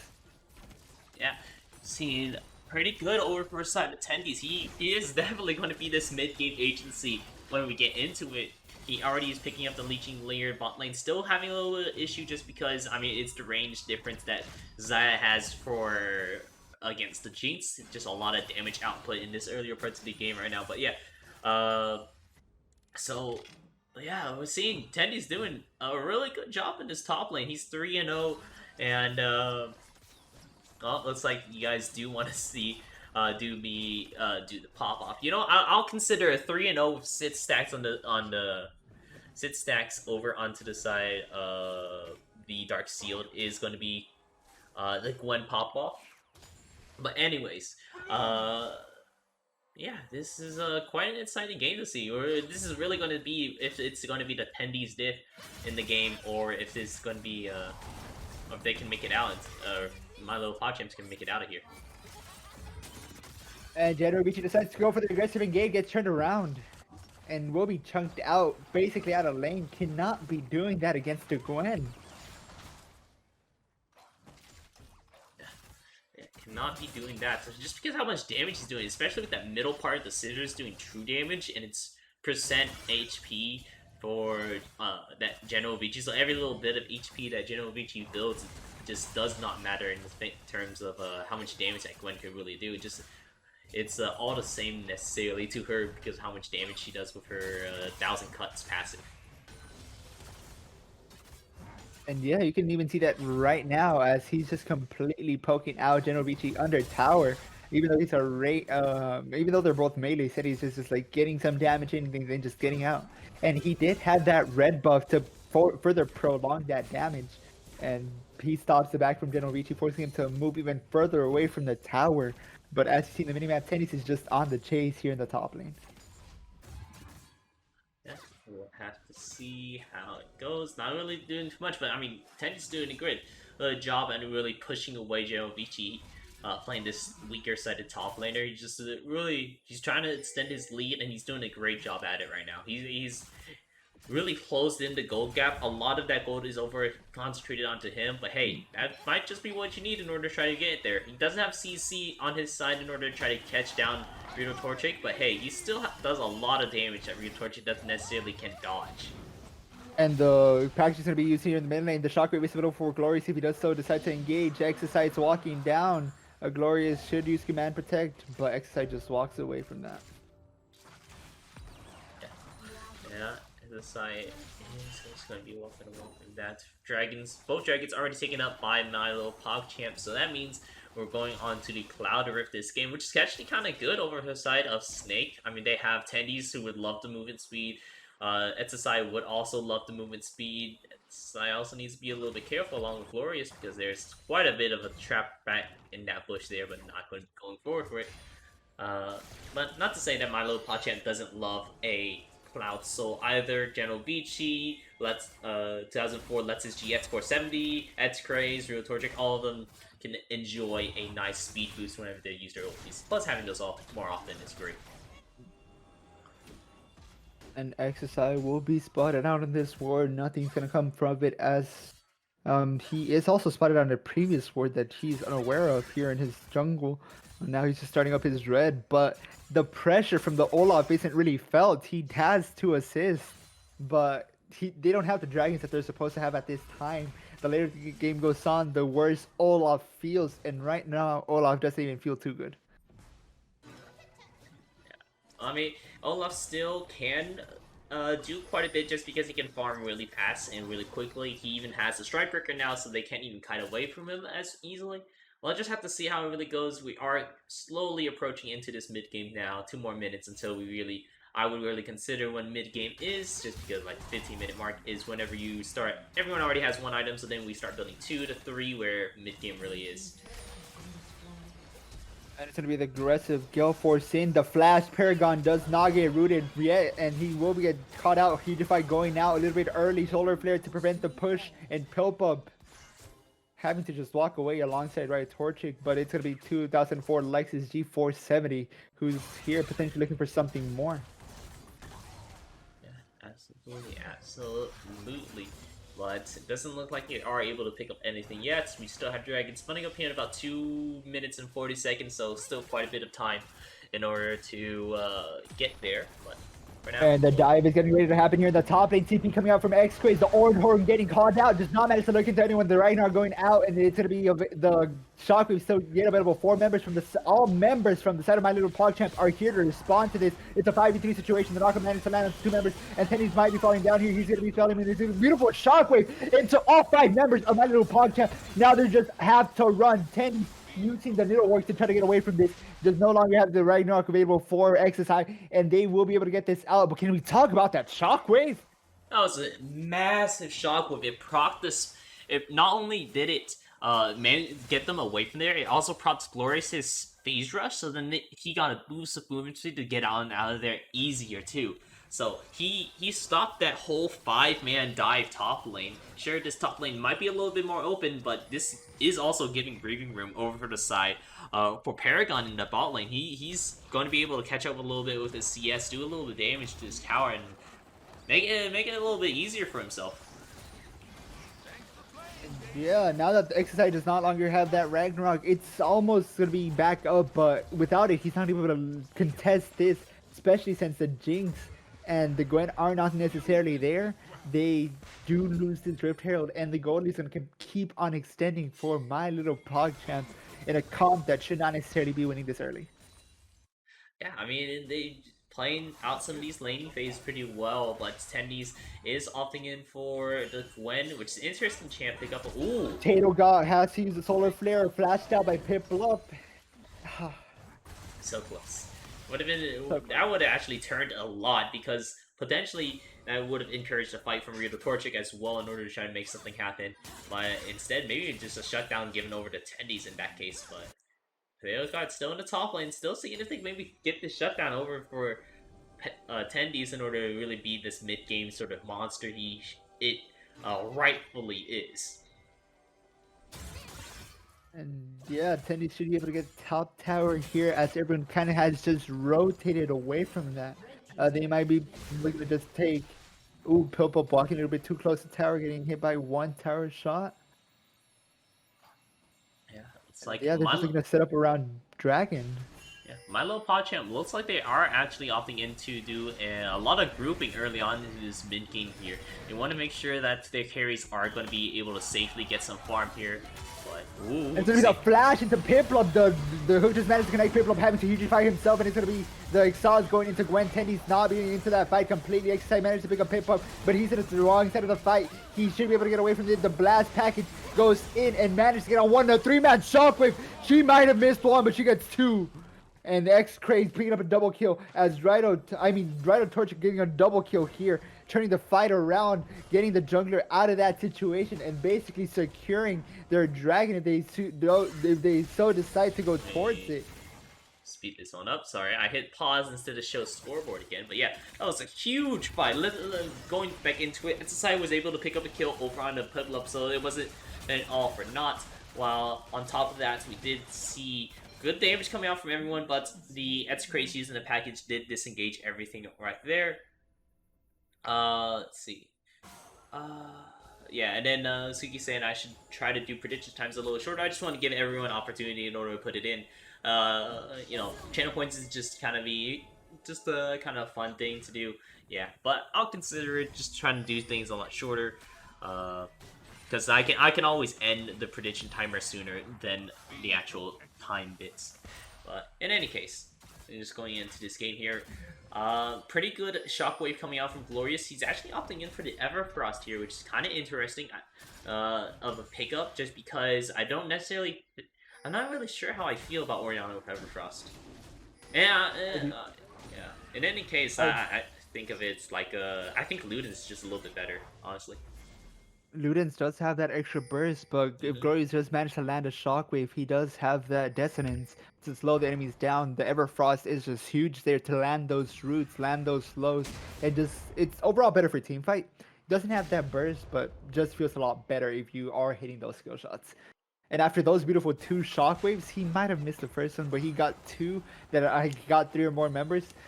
I definitely think the Everfrost is worth it. That is all fair assessments for it, because, like, you know, considering the wombo combo with the Shockwave does put a lot of respect into it. So I think maybe a little bit more AP damage would be in it, but I mean, if we're relying all on tendies, maybe Glorious also opting in for a little bit more utility, less damage for now. Whenever he builds a couple more items, he's going to be chunking, but he's not going to be chunking as if he bought a Ludens right now. So in any case, it's going to be interesting to see how can Snake really keep themselves into this game here. They're not even that far behind. Look at that. Only a 800 gold difference because, I imagine a lot of this gold is going to be concentrated over on Tendies just right now. Mid lane, Glorious is actually farming really well, keeping up with XIV, while over in the bottom lane, Paragon's having a little bit of a rougher time, but once we hit that 3-item power spike, this streak's gonna pop off. And yeah, there's gonna be 2 complete items for the set of Rhino Torchic, so a little bit of that earlier power spike. And sitting at 4-0-1 is just not a joke, especially when you're an ADC who has a team that's just gonna be completely peeling and supporting you. Absolutely. Tenny's still split pushing over in the bottom lane over here, driving some attention from GRLCS, so he's not there in the fight just yet. No TP available, but I mean, hey, we're not looking for any Baron fights just yet. Just a lot of NA ramming in the mid lane. Still trying to make sure that all the lanes are going to be consumed, or all the EXP and gold is going to be consumed by some person. So, going to be interesting to see how it goes on out here. GRLCS, oh, the chunk from that 1Q, man. Yeah, the snip bringing down GRLCS, and even though he's a tank, he's not necessarily building magic resist against Tendies, and Tendies is just shredding that. And even if there was magic resist, let's be real here, Gwen is doing true damage, and how do you necessarily build against true damage? It's just health, and that's basically it. Yeah, it exactly is just it. But let's see, Let's doing some early rewarding around this Baron so they can make sure that no one's going to be able to sneak it. They do have 2 ADCs over the side of my little PogChamp, so you don't necessarily want to give them the ability in order to sneak a Baron anytime soon here, since they have so much DPS on their side. Similar story over for the side of Snake. You don't want to encourage anything like that either, since Tendies 2 does max AP damage. I don't even know if Gwen's passive has a cap. I mean, I imagine it does over for epic monsters at the very least, having a damage cap for monsters. But still, it's still quite a bit of damage that Gwen can do to objectives. We'll have to see how it goes. But it's a side here looking for something on GRLCS. And they are going to turn out to exercise. He does get knocked up, and it's going to be the Ragnarok forced out of him to get away from that situation. His team was not there, while everyone from my little PogChamp was there to basically respond if he decided to go for that. Ragnarok not going to be available for when the time the dragon comes up, and 20 seconds till that time. And Joseph Dorr asking who won between Spawn Point and GSM. I don't know. We streamed that over on the side of ER2. Let me keep going while the fight's going on. Knockup going after XIV. XIV might be caught out here. He has to flash out of that situation, and X-Ray's onto the backline. Tenny's trying to punish X-Rays for being a little bit too close, forcing the flash up the wall. The Ornhorn getting called out, managed to catch onto Glorious, and Glorious lands a beautiful route here, but it's not going to be enough. GRLCS goes unstoppable, and he's in the front line. A 4-man shot, 3-man shockwave, turning that fight around, giving Tendies a double kill, and they are on the run now. X-Craze having to blast package out of there, and a whiff at the beginning, and Glorious keeps on getting those shockwaves. Yes, Glorious is showing, like, honestly, okay, Glorious, you proved me. I thought you were just like another, assassin talent player, but no. You proved yourself a lot more than that. Even though the TP in the early game and the solo kill over earlier on, it just shows, after seeing 3 consecutive shockwaves go out and land on huge targets, I gotta say, you definitely turned it around in my eyes. I like you hitting these master shockwaves so that Tendies 2 is able to get in there. They have I didn't even realize they have so much AoE damage over on the side of Snake. They have Tendies 2 with the ultis of the 1,000 cuts and the scissors. You have Glorious with the shockwave in order to keep him all grouped up. You have Potato God in order to keep them all stunned, and then you have the Jinx Rocket's Rune Dance in order to deal all the damage. He doesn't have Rune Dance yet, but when he gets Rune Dance, oh god, this is going to be disgusting if you get like a 3-man with that Orianna ult. Oh my goodness. And I don't know, Glorious kind of gives me vibes of Tay, but the engage prevents you from talking. The Solar Flare going down, managed to further Storm Torchic, but he has so many shields. His health bar doesn't even go down before the shields end. Tendy's going to turn that fight around, 2 damage onto 2 of the members, and it's going to be Rhino Torchic falling down to 10% of HP, forcing him out of that fight, and the shield just going onto him, just trying to keep him alive. Yeah, Rito Torchic just, oh my goodness, that was the ulti. Just, oh my, it's Matt's, yeah, Koski in the chat just saying, like, what is going to damage?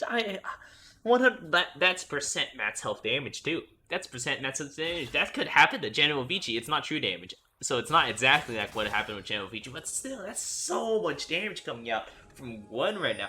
This is the first time I've seen Gwen. If you couldn't tell, this is the first time I've seen Gwen, and Tendies is piloting it, so this is gonna taint my view on how good Gwen is forever. I gotta be honest. So much damage.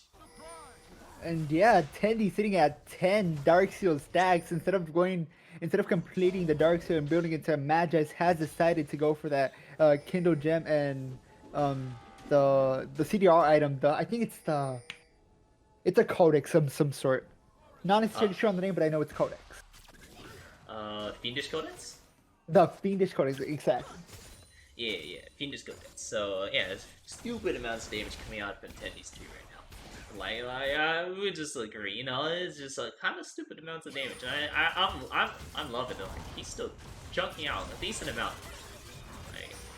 General Vici in the wrong side of this fight tries to take it fight against Tendies, but Tendies is just huge. Picks up yet another kill, sitting at 6-0 and 2. 1v2 situation is not enough to take Tendies down, and he's now going to be at level 14 with complete Dark Seal stacks, 2 items, and building the next one.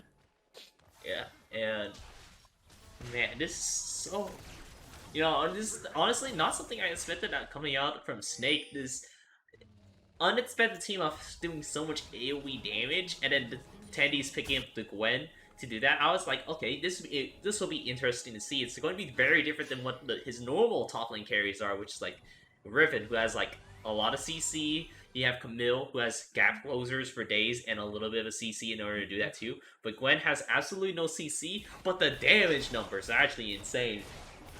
Sorry, I'm just too stuck up on this Gwen right now. It's just like, this Gwen 3rd R shooting out all those extra needles to do a million damage over in a General Vici, and pretty much anyone over on the other side. But yeah, but you really need CC when the enemies are dead. If they are die, you don't need to stun them, you don't need to chain them down, but the package goes down. Potato God in a 1v4 situation will be bursted down, and X-Craze picks up his first kill. Grace picking up his first kill here. He is that scaling sort of Corky. He's at 2 items. He's at a pretty decent spot, but he doesn't have the Essence Reaver yet, which is whenever he's going to start doing a lot more damage. He opted in trying to finish his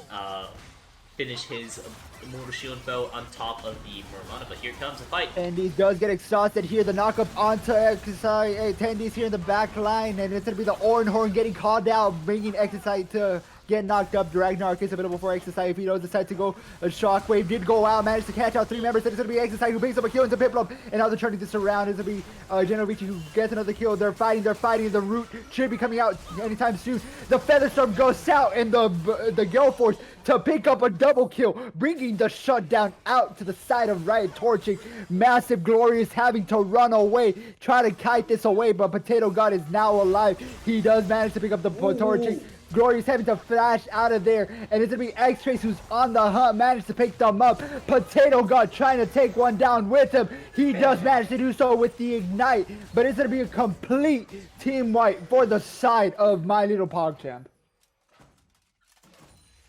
I'll be honest, I thought the fight was already over at the end point, but what a fight there, because I pulled up back the scoreboard.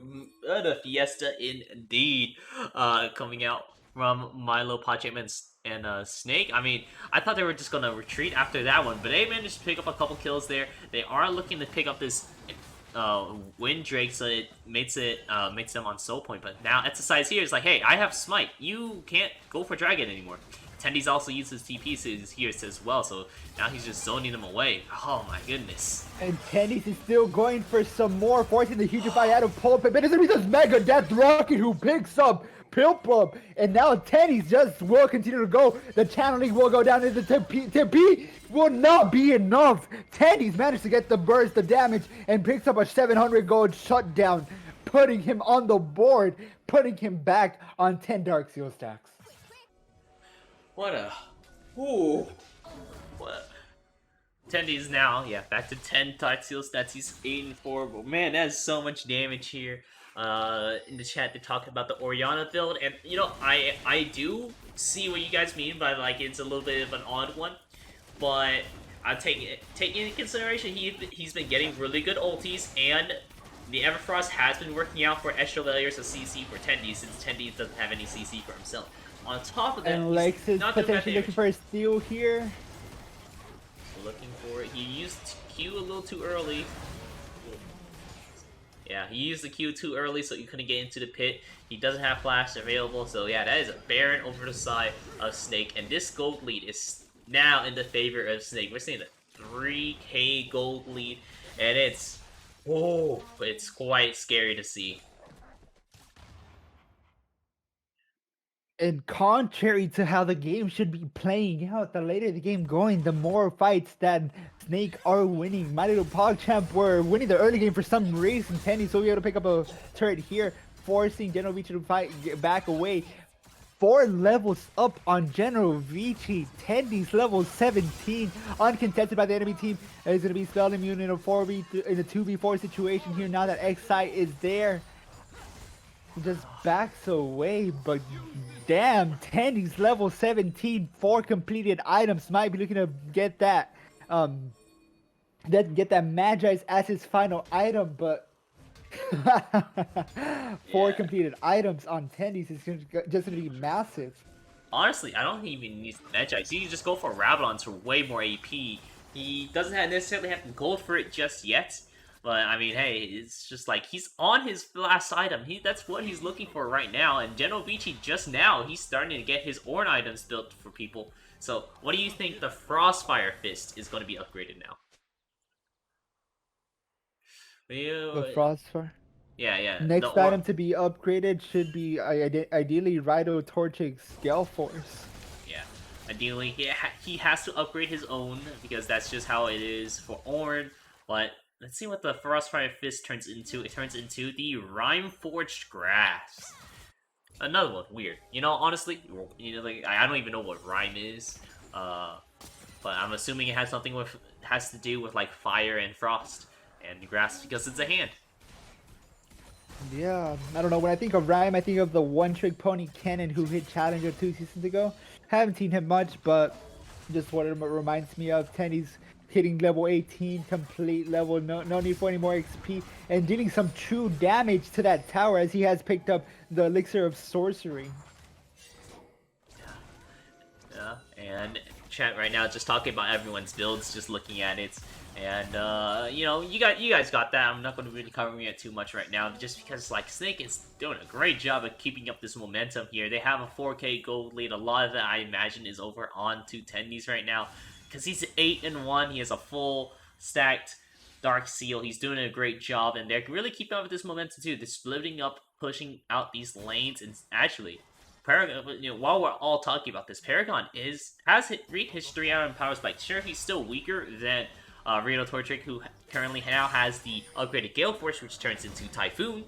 But it's still something to be wary of. I mean, those rockets are going to be doing AoE damage, and the IE is just going to make it hit so much harder as well. Can we actually look at the gold that's currently sitting on Tendy's pocket? Yeah. Let's see how much he got. He got 24, so not necessarily enough yet for the Rabadons because it's 3,600 still, right? I believe. And Tennis is here in the front line. He does have that command protect. The Mega Death Rocket does some massive damage. It's going to be a Shockwave who's He's getting ready, does not even need to go out, as Tennis just picks up another double kill for himself. Tennis should have the back line. I can't even talk. So much going on. Tennis manages to pick up yet another kill, and it's going to be Paragon who gets another one here. He goes under the tower, not necessarily scared of the damage, just keeps on hitting it back up with the Conqueror. Tennis is not a tank, but he sure does heal back up everything, and he takes so many tower shots, but he's just roaming around freely in the enemy base. You know, I gotta say, I love the fact that Tendies went Gwen here. It just works so well in order to defeat everyone over on the side of my little PogChamp. Because Lulu instantly gives the ADC more health, but that just means with the extra health that they burn down faster. Because Gwen just deals extra damage to does Matt's health damage with her entire kit. So it's just doing so much damage each prog with this. Yeah, let's go ahead and do another gold check. He has Rabadons right now. If he goes back, sells the Dark Seal, he has a full Rabadons in his pocket. And then he's absolutely terrifying if he wants to go, because like, he can buy any item he wants, but he's just sitting, waiting for a death wish. He wants to go back with 4k gold in his pocket here. And he does not decide to back. He's trying to go for something here. He does not have enough damage to go against 3-4 members. All 5 members out there, and he's going to be taken down, shut down, going to X-Crate. X-Crate will be looking for something more as Lex, the double shockwave managed to dunk out a Torque, forcing him out of that fight. But it's going to be the Oranhorn that gets called out. Glorious will be turned on, but it's going to be this Ragnar going out, X-Crate, the Immortal Shield Ball going out, trying to pick up something before he falls down, but XIV will just run him down, and Ragnarok will end, but they're just going to push it down mid as they continue to extend their lead for Cloud Drakes, putting them in a Cloud Soul point with 40% CDR to their ultimate. Yeah, and Glenn does make a point that they don't technically burn down faster, but they just burn as... I want to say they still burn as fast, though. Like, it's still going to be hurting quite a bit there with Teddy's damage. And I mean, he has a Rabadons now, so they're just going to burn it instantly, too. I mean, like, Piplup got annihilated with just the third part of the key of the ulti, and I think along with a fully stacked Q, but I'm not exactly sure on that, but still, just a lot. Oh, and XSI having to use that Ragnar to get away from this situation. This is going to be the Featherstorm going out. In a Paragon just doing some massive damage he has not been taken care of. And it's going to be Tennies with this Rabadon Death Cap who's going out to Piplup. Again, he managed to get a beautiful knockup, but he's going to be turned around. Right, Torchic managed to get Tennies, and Tennies is out of the fight. Now that he's not there, they should be able to win this. The TP coming out on the back line, and it's going to be X-Craze looking for Potato God. Potato God will be falling down, and XSI now having to run away. But it's going to be Right, Torchic beating Glorious down, and it's going to be ADC Diff as she brings a double kill into the Paragon and Glorious. That... Okay, Tendies going down early in that fight was huge oversight of my little PogChamp. Even though they're 5k gold and down in a little deficit, they have 3k gold made up for thanks to General Vici playing Orin. And on top of that, Tendies can't scale anymore. He's the scariest he's gonna be right now, which is a little bit of a sigh of relief for the... Because, like, you know, he can't get worse, but at the same time, that's still big, you know, it's like climbing a mountain. The mountain's not getting taller, but it's still a tall mountain. In any case, the rest of the team over for the side of Snake is still pretty strong as well. We'll have to see how this is going to turn out here.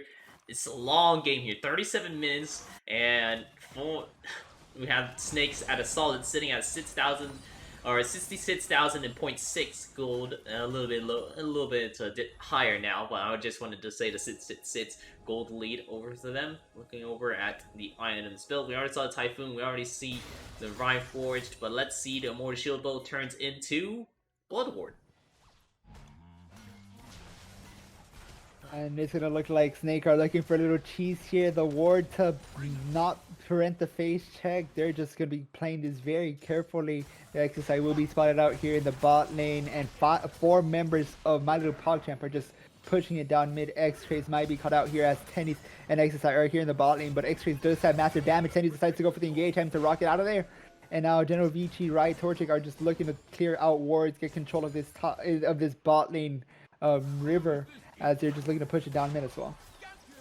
And they are looking to push down mid. I mean, this is a fully built Zaya now, so it's like fully built Tendies versus fully built Zaya. Eventually, we're actually going to be really soon. Paragon's going to be fully built himself, so a lot of damage components coming out for all these sides here. And Glorious also finished Rabadon, so he's going to be doing a little bit of damage here, but a lot of shields. So that's a lot of shields coming out for MLP as well. So, going to be curious to see how this all works out here. I mean, you know, gold lead aside, gold doesn't. This XS gold doesn't mean much if it's all on your carry who's already finished building items. And yeah, they're gonna have to look to give more kills onto the side of Glorious, and now they're looking to engage. Stacy has come out. X-Trace does have rockets available if he just decides to like deal some poke damage from there. Baron will be running out shortly. 30 seconds left before Baron runs out, and it's gonna be all 5 members trying to look for this mid lane tower.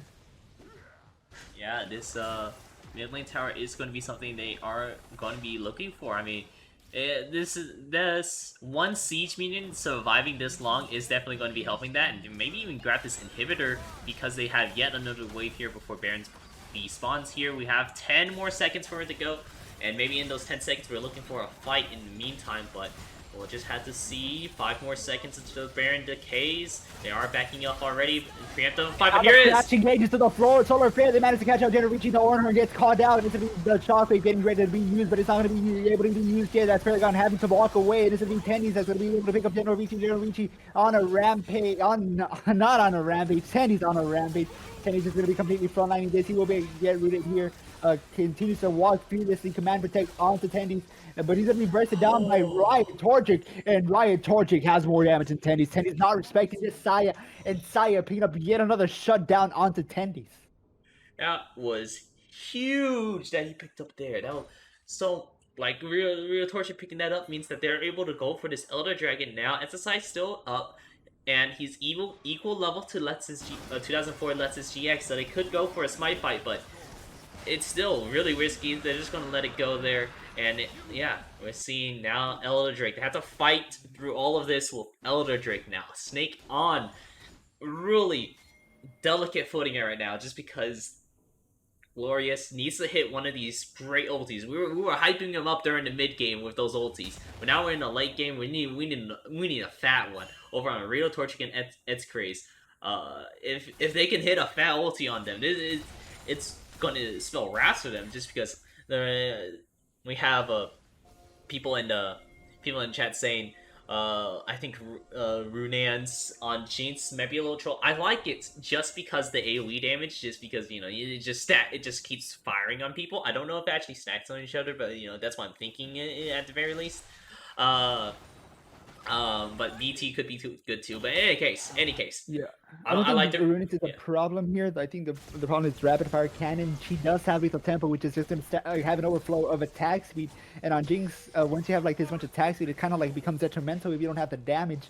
IE is a beautiful pick here, but the fact that she decided to go for Rapid Fire Cannon instead of like for a Bloodthirster that provides that extra shield, kind of like is very detrimental for her sustainability and for her livelihood, as they are going to be able to run her down. Elder Dragon is going to be taking health bars going down. XSI playing a little bit of safe here, having to use the Ragnarok defensively, and it's going to be the side of my little PogChamp just running it down as Riot is on the front line, unforgiving and unafraid of anything happening, since he does have so many shields to go into him. It's going to be the Solar Flare going out, the Ornhorn going into the back line, and they're going to be turning into Glorious. Glorious not able to really do anything, and it's going to be Orn who goes huge. The Shockwave does not hit. Riot Torchic picking up yet another kill. Paragon will be going down, and this should be the game-ending maneuver for my little PogChamp as they just decide to push it down, and the Nexus will fall down. This is going to be the first win for my little PogChamp, putting them at 1-0. What a game for my little PogChamp there. Congratulations to you guys winning out on this first game. Sorry about that. Again, my fault. I should have looked harder. I'll look at the graphs for now. This forever stuck in my memory. I'll look at the graphs because in any case, congratulations to my little PogChamps for this. Good job on this first win for you guys. Let me go ahead and get here because we need to get ready for this next game, because I believe we're still on a time crunch over for the side of my little PogChamps. Let's see. let's see, going into this. But yeah, congratulations to that. To them for this first game. They played a really good game. Do you have anything you want to say about this game? Oh, it was a little bit of a swing. He kept on going back and forth, rocking one way. Tendy's pushing the swing for his team, no one else could really hold the weight afterwards. Paragon coming online a little bit too late, not necessarily doing much, but it was at the end of the day that Rito Torchic who just completely overtook the game, sitting at 23,000 gold. We can definitely see that they are going to be the ones winning this game. Yeah. And it looks like we really are on a time crunch right now. So if we ready, just saying in chat that we are 100% ready to go for the next game. I'm ready for the invites, and already get that ready. Hopefully, I can get Kin in here too. But if we can't, then it's just how it is because we're on a tight time crunch on it all. And in here, okay. Let me see. Oh shit. All right, get in here before they switch. I'm in. Let's All right, go. go. Let's go. All right, we're Let's in. go. Okay, All we're right. in. Casters are. All right, cool. But what an incredible game one there. Yeah, let me do the payout real quick. Congratulations again to MLP. I mean, they drafted that huge late game, which went to 7 minutes, and I'm hoping it doesn't do it again because again we're on the time crunch. But man, this is just Yeah. crazy coming out. They are actually switching sides as well, so I'll get that done. Also, low key, I gotta use the restrooms. But whenever we get there, I'm not even gonna go into studio mode. I'll just go right here. You can look at everyone's names. Hey, look at them. Yeah, we're going right into champ select now. You should be able to see it, so I don't even need a stream for you anymore. And I let's got it. jump Got right it. into it. There we go. All right, so first up, so we have my little PogChamp. I have the scoreboard's wrong. I'm editing it right now. We have my little PogChamp over on to the left side and Snake over on the right. My little PogChamp having the first win of this series right now. Really a hard fought victory, but hopefully, maybe. I mean, if it goes to game 3, it's going to get kind of dicey with how things are going. And yeah, the Lulu being banned out away. It was huge last game with those shields and those huge fights, keeping some of the members alive. Actually being able to survive herself, and yet again respecting the ribbon pick. So just completely banning out Tendies. But can you really ban him out? Like he played a champion that was just released weeks ago and showed complete dominance. Absolutely. Seraphine still being banned away as well. The Lulu ban I liked a lot because I imagine. Alright, I got the scoreboard wrong. Let me fix that as well. But I imagine that. I'm imagining that the. What am I trying to think of? Oh, the Lulu polymorph was super annoying last game, so they wanted to make sure they got rid of that. Don't want to deal with that, especially whenever Tendies is trying to dive the ADCs, the 2 ADCs that they previously had. And yeah, just regular bans coming out from both sides. And yeah, being aware that they are going to be on red side, they're going to ban out the Jinx because they know that they're not going to be able to pick it up if they leave it up for grabs. And it has been such a prio pick in this game so far, alongside the Ivan, will also be picked up here. Basically 100% pick rate in the past games. Yeah, absolutely. I mean, he honestly felt really strong in both of the games that we saw of him. So we'll have to see how it really goes out on here, just because they're really important, like really good pickups. Like he has so much CC, he has the shields, the Moonstone. Did a lot of work. I didn't check how much healing he did afterwards, and also I didn't get the chance to check out what the Moonstone or an item was called because we were too busy getting into it because my little PogChamp found their way into the win there. This is quite an exciting game here. Morgana being picked up, I'm imagining, for jungle, and then Exorcise picking up the Tristana as well. And yeah, even if it's not going to be a jungle pick, it's a beautiful flex pick. Can go in 3 different lanes. One of them is not necessarily seen in. Can be a mid laner, a support, or a jungler. as most recently has been popularized with very very fast clears, and we're gonna be seeing Torchic on this side yet again. Hopefully, he can explode one more time, and it looks like they're gonna be playing around him one more time as they're just picking up shielding and champions for fight sustains. Absolutely. I mean, it looks like my little PogChamp is keeping up with the same ideas. Like, hey, we want long, extended fights, games, and if it works out, I mean, if it works out, we don't have to go to game 3, and it will still be a little late for what we have next in our brackets. But hey, it's still quite an exciting game in order to force us to go this long here for a complicated series at the very least. And Tendies will be on this Gwen yet again, potentially looking to play a little bit smarter. Hopefully, he can snowball as much as he did last time. But if this Gwen gets ahead, I would really love to see him Magi's. Like, ideally, last game he sold his boots, built the Magi's, and the Death Cap just to be like completely glass cannon. But decided to play a little bit smarter and sell the Dark Seal and go into the Death Cap.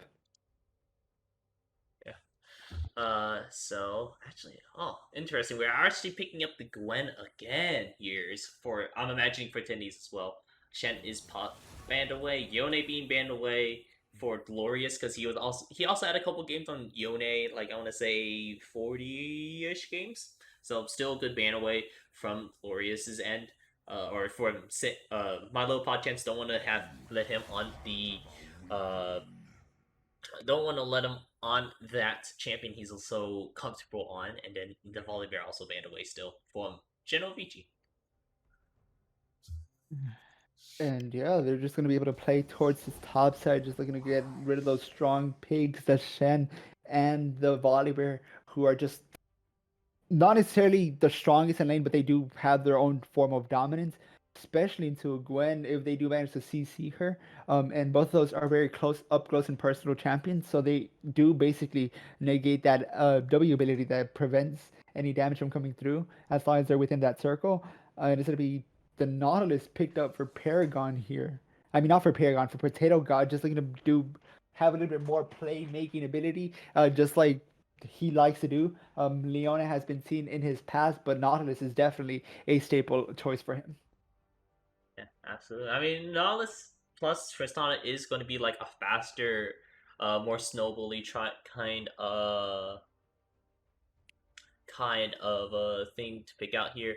It's going to be interesting to see how this goes.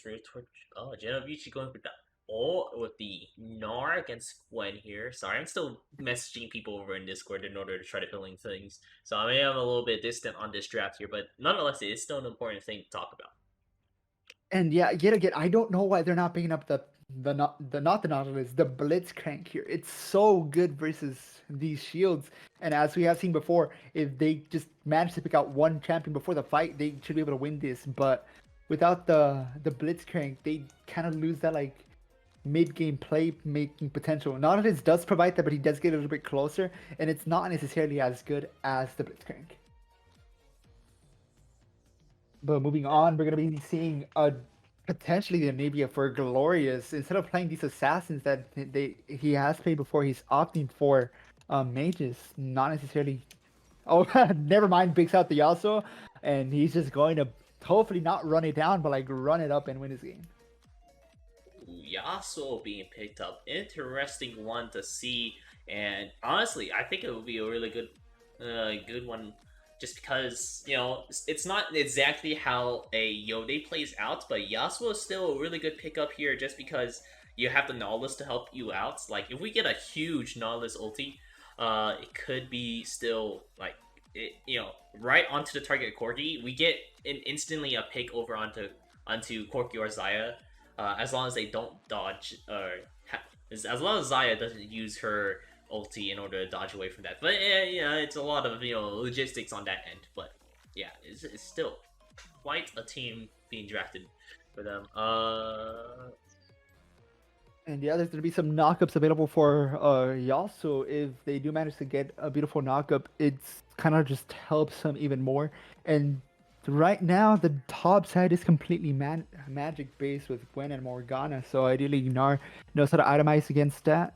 Um, and the bot lane should be a little bit more explosive than last time. Tristana is a lot stronger than this Jinx, and paired with Nautilus, they do have a lot of playmaking potential. As long as Janna just manages to land those nados and those disengages, this should be no problem. But again, Tristana and Nautilus is a very explosive bot lane. Absolutely. And yeah, this is currently the score is 1-0 for my little PogChamp. My little PogChamp over on the left side here. Still a great one to see. Just because like honestly, they're unexpected. I would say they are the kind of the underdogs for Diamond Division here. Not to diss out on anyone else in Diamond Division who is a little bit lower. Just like Milo Pacha came into the series with, I think, only 3 of them being consistent members. 2004 Lexus GS 470, XIV, and Piplup. Aikato had to head on out. Let's see. 1 second. I will need to answer this. Yeah, and now we're gonna have General Vici subbing in as the top laner. He does seem to be playing these tanks, so kind of getting used to weak side. Gnar does have this damage, just has some damage in his kit, so he should potentially be looking to contest versus Gwen. But since his abilities are a little bit more ranged on the mini Gnar, might not be the easiest to kite her out, especially when she goes invulnerable and untargetable in that little circle of hers. Yeah, absolutely. Here, looking up for the lane matchup, I do like Nard better into Gwen just because he's ranged, and so like he can deal with Gwen a little bit easier. He has an escape in order to get away from her as well, and whenever he goes into Mega form, he can, he gets on top of her in order to do a lot of that damage as well. So we'll have to see maybe how that goes out. We've seen Ivern and Morgana matchup before, but split. So it's interesting to see if maybe XSI can maybe take advantage of versus Ivern with a huge CS lead or not. And then mid lane, we're seeing Corki versus Yasuo, where it's 2 champions that want to scale essentially. Glorious definitely has more agency in order to try to get some kills in the lane, but it's going to be really dependent on how each player does in this mid lane. And then for the bot lane, we've harped on this a lot, but how about you give a little quick recap on what this bot lane looks like to you? Again, from both sides, we're gonna see Tristana and Nado just looking for those early levels of aggression. Tristana with Hella Blade should be able to burst down either member, as Piplup is on a Janna, and Saya is not necessarily the tankiest member, so they should be able to burst them down, get this damage, and just turn the game around. Not necessarily turn the game around, but like start getting this lead in the bot lane for Nautilus Tristana. So here we go, looking at the skins. Victorious Morgana, cool. Nightbringer, little demon. Seeing some nice skins coming out over on each side here. We'll go back to direct cam, do this, change chats, look at my observer, and zoom out. Here, so we're still waiting until we actually get everyone loaded in for this spectator. But how about you introduce this blue side to us here, kid? On the blue side, we have my little PogChamp Genovici here in the top lane, running the Gnar in the jungle. We have 2004 Lexus G470 on this 100 pick rate Ivern. In the mid lane, we have XIV running it back with the Corki, and in the bot lane duo, we have Rhino Torchic with Piplup, again with his Saya, alongside the Janna. Alright, we're taking a little bit of a pause here, so I'm still responding to Discord, so sorry about that. I am a little bit distant here, but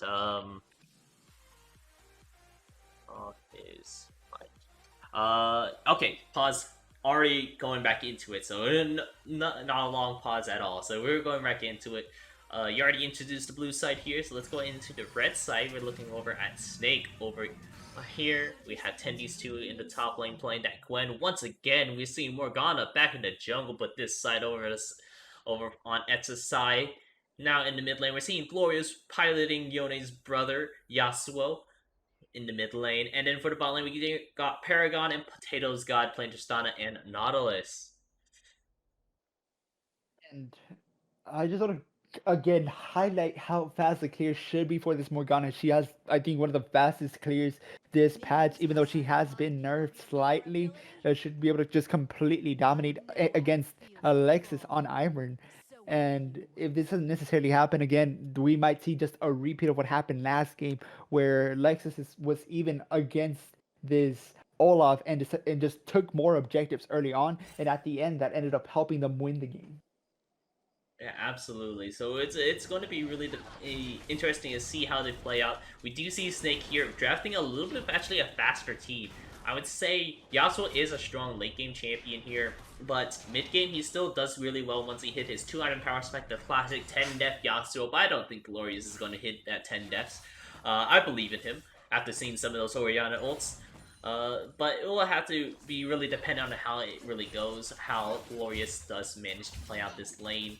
If he can hit those 2-item power spikes, then this mid game is just still going to be so dominant over for the side of Snake. And if they can get to mid game and just steamroll over MLP, we go into game 3. And yeah, now Tenny decided to go for a little bit more defensive item instead of going for the Doran's ring with double pot. Has decided to go for the Doran shield with a single pot. Has already popped. Both pots have been popped for the top laners, and Tenny's just playing a little bit more respectfully now. Yeah, I mean, this is not the Ornn that you're facing, not the slow, big Ram that you were previously fighting. This is actually a bigger, you know, a more nimble sort of Yordle that turns into a big guy with its rage, but we'll have to see how that one goes. Oh. And talking about rage, he has been raged up. General Vichy looking for some revenge. But Tenny sits level 3 and gets first blood here. Okay, not gonna lie, that was kind of hot. That was kind of hot. Like, he Q flashed right on top of Vici, right in the center where the scissors were, so that was true damage right over him. Got that first blood, and now at a pretty good lead because he forced TP arrangement. General Vici, he can't use that for bot lane. He's not playing this weak side top laner either anymore, so not having TP means that if he gets ganked again, which they're looking like they want to try to do, it's gonna spell pretty bad news. And yeah, 2004 Lexus is here in the bot lane. I don't think they have enough to go for a dive, but if they do, oh my lord, they're gonna have big balls for doing so. Paragon will be able to just stay out alive here, trying to dodge out on those feathers. And slow start from both sides, even though Tenny's just has picked up his first kill. Yeah, I mean, he went back and bought a Dark Seal with that alongside the Amplify Tome. So he's looking to try to snowball his lane still. He's still looking, he's like, hey, I want to try to make something happen. And the wave is pushing towards Tenny's right now. So XIV still can definitely look for a gank right now. He's looking for it. Maybe clearing out some of this wave. The wave is still pushing, but nah, XIV not going to be going for it, unfortunately. But Tenny's still getting great poke. Great trades coming out for them. And General Vici just waiting to go Mega to potentially look for an engage here. Meanwhile, Glorious is tired of waiting. Decides to go for the fight. The Mega Nard comes out. Alexis is here in the top lane. Tenny's might be falling down, and he will be falling down to the hands of General Vici. Yeah, General Vici with a nice return kill for himself. Good rotation by 2004. Lets his GX score 70 in order to be in that top lane, in order knowing that Tendy's is going to be a little too aggressive on that. But Tendy still having his TP means they can still push in this wave and make General Vici miss out some of these minions, get a CS lead over it. Yeah, Hook managed to land into Piplup. Not going to be able to do too much with that because this Xayah is still very good at like punishing, not being able to fully engage here. Also pushing out wave a lot faster in order to like make sure that Paragon has a tougher time CSing under tower, because playing Tristana, it's always harder for you to CS on the tower thanks to your E passive, that little explosion you get whenever you kill a minion. And yeah, beautiful Nados coming out from Piplup, bringing Paragon down. Paragon should potentially look to back now that there's a cannon minion, or he might be looking to bait, but no, he is going to be backing here. Dragon has spawned, and they do have complete bot prior, so they should be able to look for this dragon. Even though Morgana is here, it would be a 2v3 situation. Yeah, Tendy's is also getting actually evenly traded out just because the minions were targeting him as well. But the first Drake looks like it might be going over to the My Little PogChamps. XIV is in the area, but I don't think they have enough power just yet into the game in order to stop it. Plus, it's only a Mountain Drake. You don't care too much about it, at least in this early parts of the game. Tendies, oh my goodness. Yeah, Generation not respecting Tendies' damage. The true damage is a lot of damage, and it's going to bring him down. The Hex Flash into the Dredge line does not connect. Piplup having to flash up the wall to get away from that. Yeah, flashing over the wall is going to be saving him, but no flash available means that they possibly could be ganked once again. Looking over at Glorious, he's actually having a pretty good laning phase. He's 11, 10 CS-ish ahead over on XIV. He's keeping this Corki back away from the wave because he knows, like as a Corki, you want to scale up in your lane, and scaling up is just not a great thing you want to have happen against you.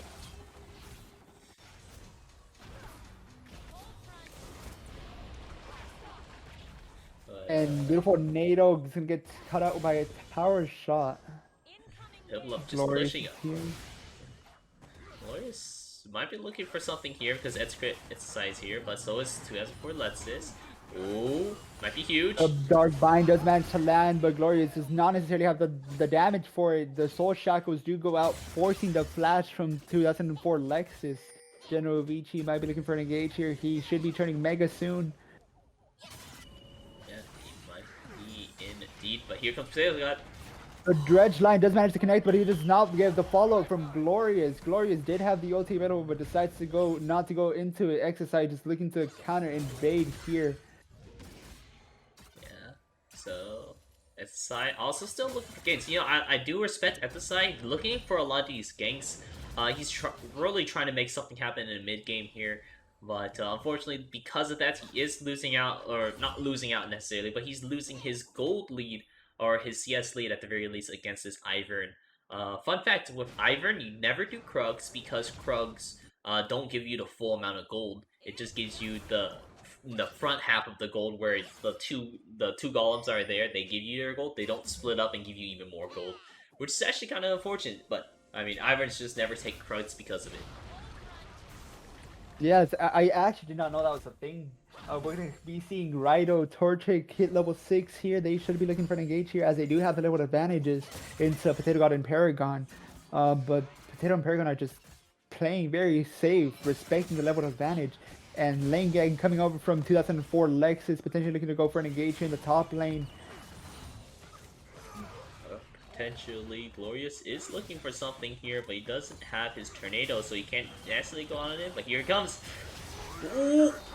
Oh, Glorious does manage to land the NATO, and it's going to be the final shot from X-Trace, who brings him down. He was waiting to go for that engage, but respect as a Yasuo player. If you don't go for every ulti, do you even play the game? General Richie manages to pick up a kill top lane, and Potato God are just looking for something here in the bot lane. Ooh. They decided against it. Dredge line was available, but did not decide to go into that. Paragon sitting at 49. Yes, Dredge line does connect here. Should be able to go into him. He's gonna use that rocket jump to get in. Has the complete rocket combined on him, but it's gonna be the exhaust who saves some TP coming out from General Vici as he decides to go into the bot lane to turn this fight around. A follow TP from Tendies here, but it was not General Vici, it was X-Rays who's teleporting here. Bot lane Paragon managed to pick up one. Who needs CS when he can get kills? Yeah, and then he's gonna close the gap a bit, but the fight does not end here as they decide to turn into X-Rays. X-Rays does get rooted here, and he will not be falling down. He gets shielded enough to survive, and there's gonna be one more kill for X-Rays as he does manage to pick up Paragon. All health bar is very low in 2004. Lexus coming in huge with that shield. Yeah, that shield was quite huge. Did save out on X-Craze there. And Vital does mention in chat, there's a 40 CS difference in this bot lane here. It's kind of huge. It's really unfortunate to see just because he's playing that early game sort of Tristana with the Hail of Blades, but can't make anything done just because Piplup has that little bit of thing.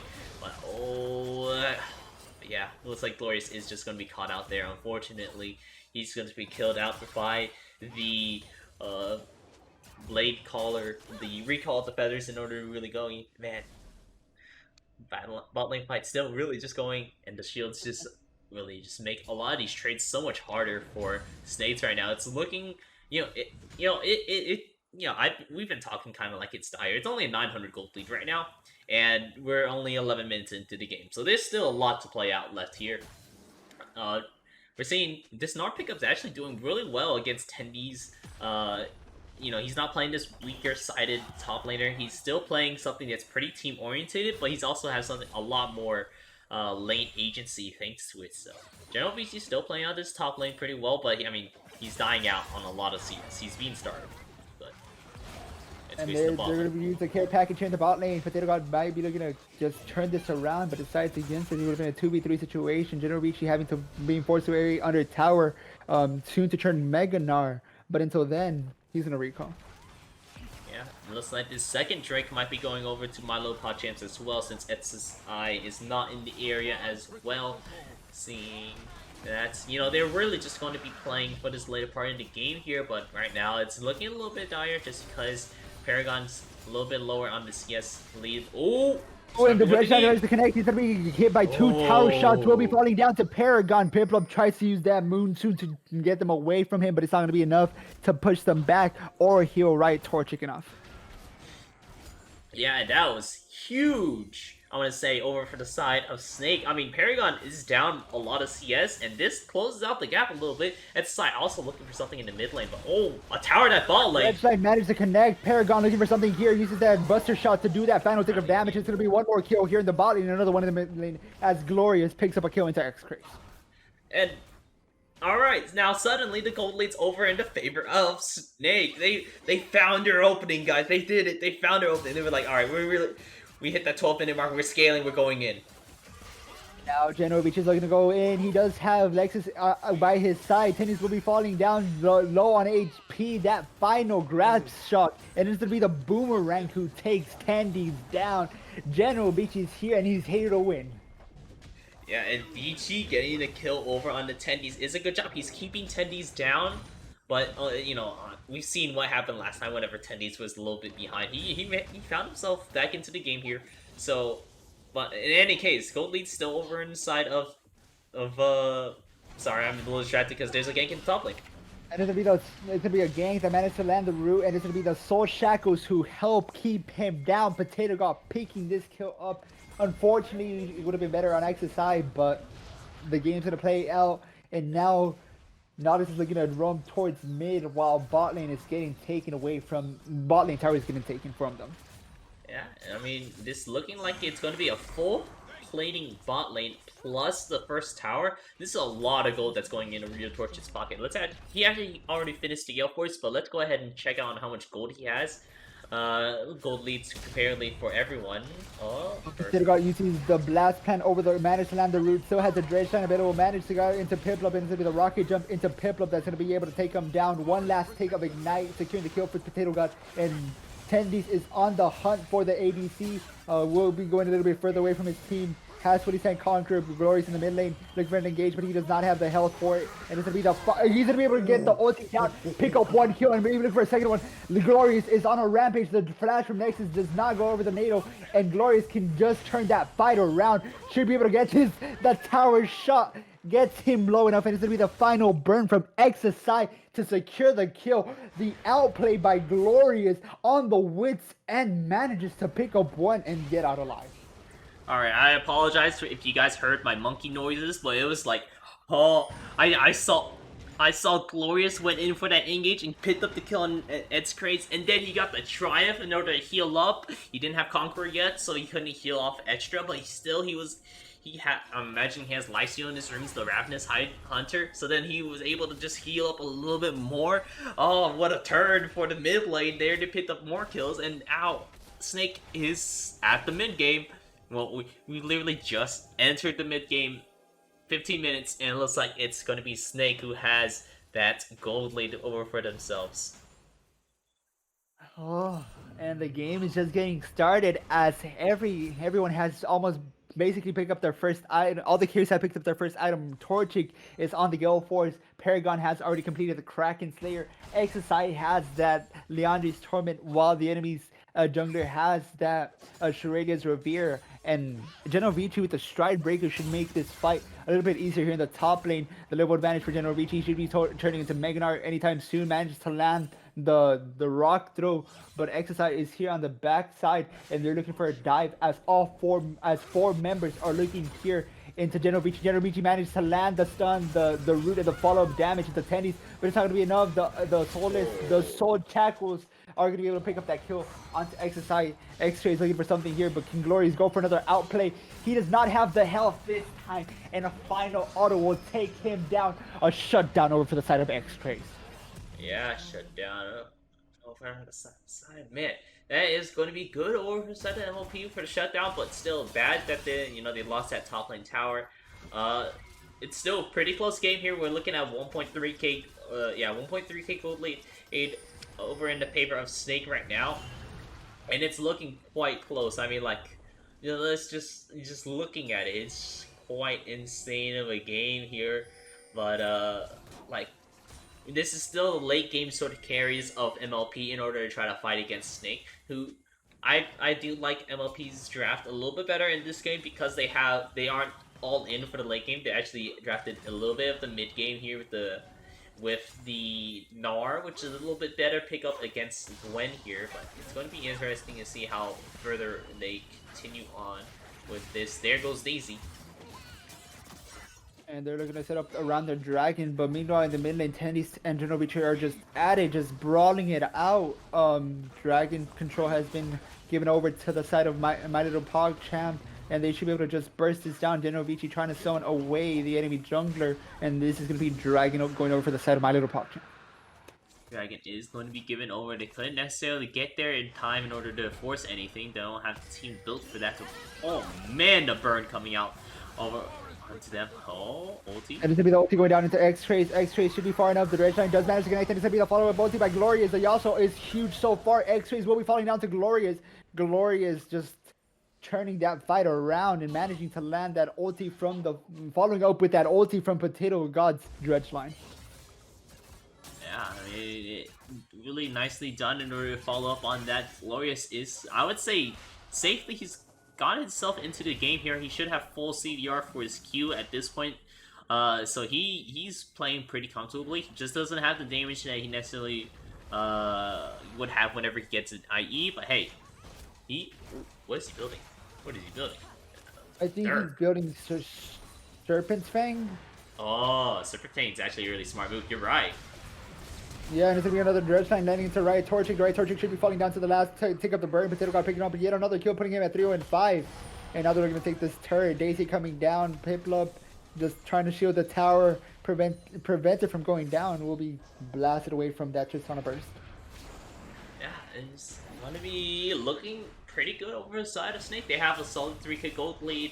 I mean, we saw last game whenever we had a 3k gold lead, so we can't, I don't want to jinx it again, but they're looking pretty nicely into the game here. They have a solid gold lead set for themselves, and we're looking to keep on going. We're a little bit on a time crunch on both teams, so hopefully we actually make it out, make it through this game quickly, whether it's one side or the other. But in any case, we're hoping to see how this goes out. Let's praise now.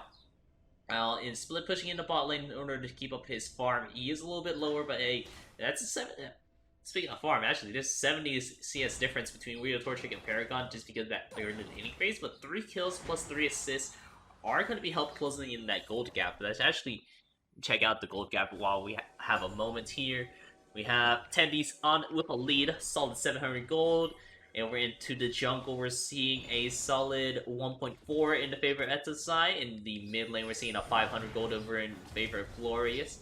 And for the bot lane, we're actually only seeing a 500 gold difference because of all those kills and assists in favor of Rito Torchic. And then in the bot lane, it's a couple supports. But hey, Potato Gods does have a lot of kills under his belt, and he surprisingly only has a 300 gold lead against Piplup. Yeah, like, you would think that someone 3-0-5 has, like, significantly more gold than someone 0-3. But I think it might just be because of support items. Piplup's item just provides a flat amount, while potentially Potato God did not necessarily get Canyon minions. So he did not, that put him at a little deficit that was later gained with the kills. It is highly possible, especially whenever they were playing out the bot lane here. But hey, good look out. We're going to have to Rift Herald on this bot lane here. We're looking to actually try to close out this game a little bit quicker from the side of Snake. They know how to take their lead and push it forward. So we are going to be looking at all outer towers already dismissed and looking to peel away some of these inner towers as well. Ooh, And charge yeah, does beside fly on the bot. my little PogChamp does have really great scaling, and they do have 3 dragons under their belt. They're putting them at soul point. So, if they do decide to go for that next dragon, it's gonna be the side of Snake who have to contest this. If they don't necessarily contest this, it's gonna be basically it's gonna put them at the back end of the game, even if they are slightly ahead, since Infernal Soul is very strong, and that extra AD and AP kind of like helps mitigate the gap between the games and between teams. Yeah, absolutely, it does help for a little bit, but we're gonna have to be seeing. I mean, it's Infernal Drake, which is actually a really cool Drake to end it, to possibly end it. I don't want to jinx anything just yet because Infernal Drake does so much damage here, so that could lead into some things, could not. We'll just have to see how it goes. But we're good. It's gonna be a fight over for this Drake right now. 30 seconds. Ooh. Maybe the blank from X-Grade that helps secure 1 kill. Another going to continue fighting. Glorious is looking to go onto the back line, and it's going to be able to manage to pick up Rido Chico. X-Grade will also be falling down. It's going to be a double kill for Glorious. The Nader does not connect with Tennis on the hunt. He continues to go for something. Uses the dash to get away from that, but the beautiful knockup from Piplup managed to prevent Tennis from running it down. Yeah, and the Serpent's Fang is completed there. You are correct on that assessment. Good catch on that. I was like, what is he building? Is he building a collector? But no, Serpent Fangs makes so much sense here with the Iron plus the Janna here. And grabbing that Serpent's Fang is definitely doing a lot of work on Glorious right now. He's stopping a lot of these shields and doing quite a bit of extra damage thanks to those Qs. And yeah, and now Glorious is on the board. He had an rough game, a rough early game, but now he's sitting at 5-3-2, better than his enemy mid laner. So this Yasuo is going to be in complete control of the mid lane as the game goes on. Yeah, he is in quite a good spot, honestly, right now. Game is going to be paused for a little bit. There is talks that we're going to need yet another sub for the side of Snake, because I don't believe my little PogChamp is able to play into the later part, so this is going to be quite the game here. Curious about what these pauses are about. I don't have chat enabled, so you can't necessarily see it. But yeah. They spilled the drink, so they're just cleaning that no. up right now. All right. While we're in this pause, let me turn on some music, and I will be right back. I actually have to use the restroom because we didn't go into a break. We were trying to just speed run through this, so you're back. All right. Well, Rexco Dragon's not here. Don't forget to subscribe. If you have the Primes, make sure to drop the Prime. It's free. If you have Amazon Prime, you get Prime on Twitch Prime as well. So make sure to drop it if you have them. It's completely free. And if you just decide to support the channel, make sure to subscribe right now. Your first subscription, I think, should be 20% off. And if you decide to give some subs, we don't necessarily have any gifters. You can be at the top of the leaderboard right now. Make sure to support the channel, and we're going to get back into the game. As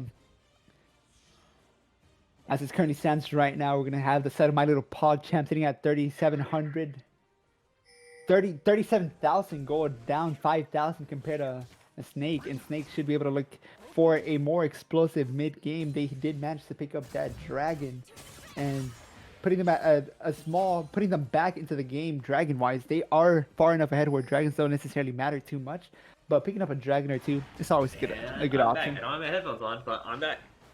And we are back into the game just in time. Amber alert going off on my phone in the background. Let's turn that off. Oh no, hopefully mine don't go off next, because I always get jump scared whenever those go off, because I'm just chilling and suddenly in any case, we'll see how this is turning out here.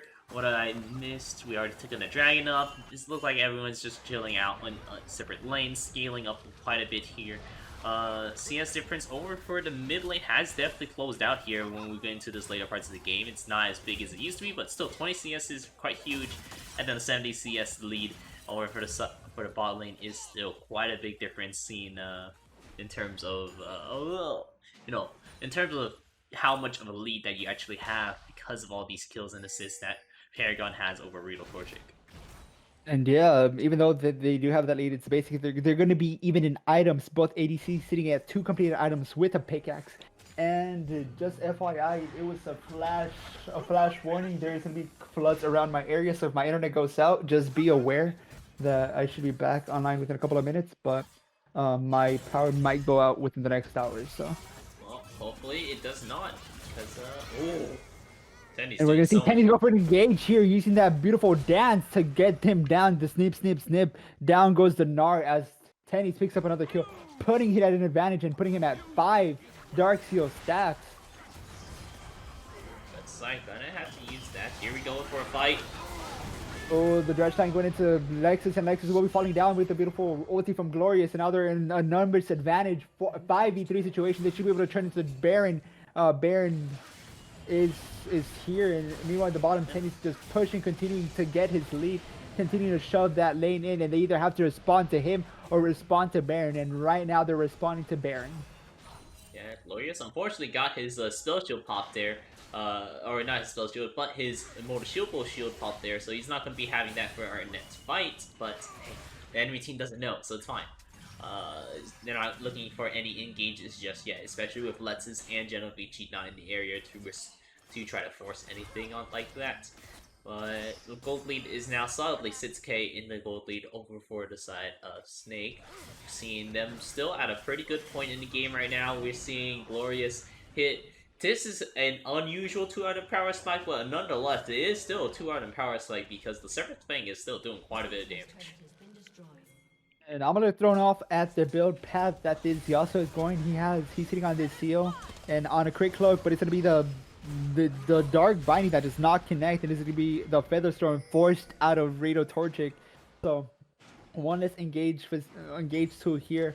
Tenny's continue to split push in the bot lane while his team is looking to set up a bit around Baron yet again. Yeah, man, Ed's just taking so much damage from these rockets too, from Ed's Craze. But it's going to be curious to see how it still turns out here. Piplup and 2004 Lexus GX is still in the area. Potatoes are actually looking for maybe something, because they see that the Torch is by himself relatively. But no, nothing just yet. It's just a little, it's a hard predicament that you're in right now, because you wanted to go for something, but at the same time, you have to be careful about it, because one bad fight could turn it around for My Little PogChamp. We saw them do it last game, where like a couple things went right for them, and they were able to close out the game. So it's going to be curious to see if they're able to really actually make it out here. And yeah, XIV walking a little bit on dangerous soil, just getting spotted out while his team is actually doing Baron, and since they see him, they don't necessarily think that they're on it. Chiefs will begin here, and Glorious using that wind wall, that beautiful ulti going on to Piplup. Piplup does have the shield, does have some of that extra protection to get away from that, and Tenny's is looking for something here. He will be falling down to nearly half HP. He will be bursted down by X-Trace, and X-Trace looking for another one, but Paragon managed to pick up X-Trace, and it's going to be a 1-for-1 at the end of the day. Good job, Paragon, picking up that kill. Glorious is in mid lane, but he has no minions to hit his Q on. Oh no, it's going to look dicey. And Glorious, like any Yasuo player, decides to go for that fight. He does have NATO up if he decides to go for something flashy there, but he does not really do anything. And this is going to give soul for My Little PogChamp, putting them back into this game. They might be down 5,000 gold, but they do have this Infernal Soul. Yeah, they do have the Infernal Soul. Genovici just focusing down. He's like, hey, I just go on Ed's side here. I don't need to do anything else. Push him away. He will get stunned, and he's going to be followed up by the Dark Binding. Potato God does have the damage here, and it's going to be the final take of the Ignite, taking him down. Genovici playing a little bit too aggressively, and as the Morgana goes golden, she stays alive. Yeah, so sad for Genovici right there. Piplup almost had shield on him, but unfortunately was just a little bit out of range, while looks like, and then 2004 Lexus GX was also a little too out of range as well, so he couldn't necessarily save him on that end. Right. And we'll find some Discord stuff here one quick. Just just how it is. And Vital saying this is Papega League of Legends. Honestly, you do have a point here. I mean, this is quite crazy to see how that My Little Snake, who went undefeated in in the playoffs or in the qualifiers is having a little bit of struggle right here against my little PogChamp. Sure, they still have a 5k gold lead here, but this is still the permanent buff over the side of my little PogChamps. So they're not doing too bad. And yeah, I don't know. This reminds me of, I think it was Team Liquid who had to sub out their jungler, and even though they did sub him out, they were still doing pretty good in the finals. So definitely, there's still hope for Snake, and they are like showing that they do have members online. Gloria is doing some beautiful plays as well. So even though he's a sub, he's definitely holding his own weight. KDA might not be the best, but he is the Yasuo player. So as long as he doesn't have 10 deaths, any Yasuo player is a good Yasuo player. But right now, Dragon is being bursted down by the side of my little PogChamp, and it's going to be a Snake looking for an engage here.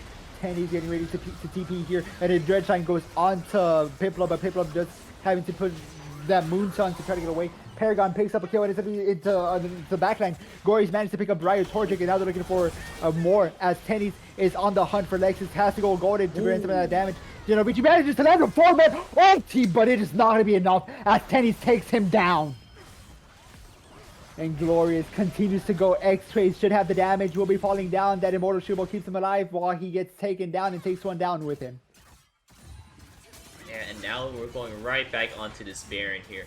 Really good fight. Honestly, from Snake, it was looking a little dicey for them, but then, hey, X-Craze advantage, I mean, one benefit is that X-Craze was able to get out Glorious, so it's not a 5-man Baron, it's only a 4-man, but still, that fight was a little bit discombobulated over the side of my little PogChamp, and you need to be careful because now the gold lead has expanded to about 9k. That's a lot of gold. That's 3 items worth that you're behind. That's almost an item for each one of their carries. Sure, it's not exactly how it turns out to, but still, look at this. We have IEO for Glorious, so he's doing a lot of damage. We're seeing 4 items for Paragon, he's doing a lot of damage. So at the side, sitting with the Liandry's and the Zonia, still going to be doing a lot for your team, burning your tanks down, and then Tendy's sitting at 4 items as well. Or, did I say Paragon?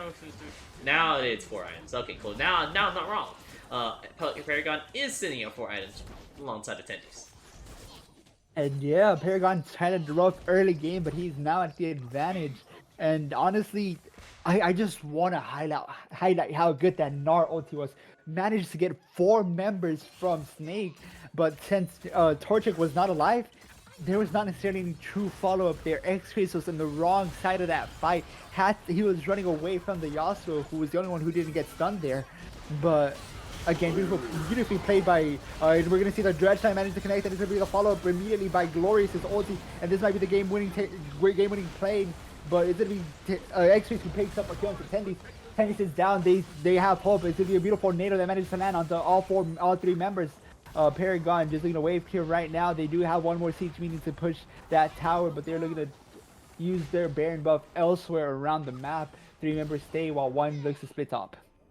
Ooh, that one big rocket coming out from X-Craze did a lot of damage over onto those 3. That was a lot, but still, I mean, Ryo Torchic being caught out there, not being able to use the ulti on that Dredgeline, just believing that the Dredgeline was going to hit him, was quite huge. Chat's saying that you might be a little out of sync, Kin, so try to speed up your game if possible. I could try slowing down if it keeps happening, but for now, just try to speed up your game so you can catch up with me. Just because, since you're doing play-by-play, you know, you want to make sure that it's synced up for everyone. In any case, still, Ryo Torchic getting picked out here. You gotta be careful. This is a 2-carry type of team comp that you guys drafted, with a lot of support, CC support coming out from Genovici, and then a lot of shielding support coming out from 2004 Lexus GX 470 and Piplup. So we have to really focus, make sure that our carries don't die early on in this fight here, because Potato Gun plus Glorious, that's a lot of damage. If they you know, they get on top of one of your carries, and if you're already down 1, that's all your damage are gone. You don't want that to happen. Elder Dragon spawning up here in 30 seconds too, so it's go time at this point. It's go time. And yeah, at this point of the game, Potato God has been very good at just choosing the right targets, and as soon as he lands that Dredgeline, Glorious just follows it up with the ulti, no questions asked, as, you know, you should be playing this character. He also does have a lot of mobility to get in and out of situations, so as soon as he goes for that ulti, he gets out basically after getting that kill and puts him at a numbers advantage 4v5. Oh, Genovici. Oh, Yeah, not she able to get manages to does not get that ulti off, and it's gonna be in the back line. Potato God tries to get the ulti. It's gonna be the ulti onto this X-Trace. X-Trace will be traded out 1-for-1, as it's gonna be the dredge line. That's not gonna be enough damage, and it's gonna be another NATO going on to Glorious. Glorious just backing out away from that. It's gonna be the Featherstorm calling. She'll be able to get the root here as soon as she comes back, but it's gonna be 2 members from both sides, 3 members alive for the side of Snake, as they do manage to pick up this Elder Dragon, putting them at the advantage. Now they should be able to just push lane, and with the last 2 members, one of them being Rito Torchic, they should be able to just try to wave clear this and keep themselves in the game as the Elder Dragon rolls through. Yeah, only 3-member Elder Dragon, so it's not as scary. It's not as scary as like as 5 members as it possibly could be, but still, it's Glorious who has it. It's Tendies who has it, and it's Ethicite who's burning you down with the triple burn. I guess 4 burns now if you want to count the W. And the Elder Drake, and the Lion Race, and the Demonic Helm, or Embrace, it used to be Helm. But still, that's a lot of burn. So, this is looking like a pretty precarious situation over for the side of My Little PogChamp. We're getting to the point of we're slowly getting into full builds here. Still, Glorious sitting on that Zeal. He was sitting on it earlier just so he can get that attack speed bonus and almost like nearly 100% crit chance, so it like makes the difference there. And he did manage to finish the GA, so he's almost full build. We're like 1 item away from full builds for a lot of these guys, except for My Little PogChamp, who's down by so much. Yeah, they're down by nearly a 10k gold, more than 10k gold. Genovici trying to like just the front line, keep them away from his teammates. He basically, it's Genovici's job to protect everyone from Potato God. If Potato God gets a hook onto the back line, this is gonna be game over, and they're gonna be looking to for the Nautilus ulti to start the fight. Not in range for Glorious to go for the engage here. But the burn is taken, and the burn is burning the team. They managed to pick up top lane tower, and they're responding to the Tristana, giving up mid lane, potentially giving up this mid lane tower here. Tendi's popping that ulti really early on Piplup might be a bad sign, because if he doesn't have that, yeah, he won't have that ulti anymore.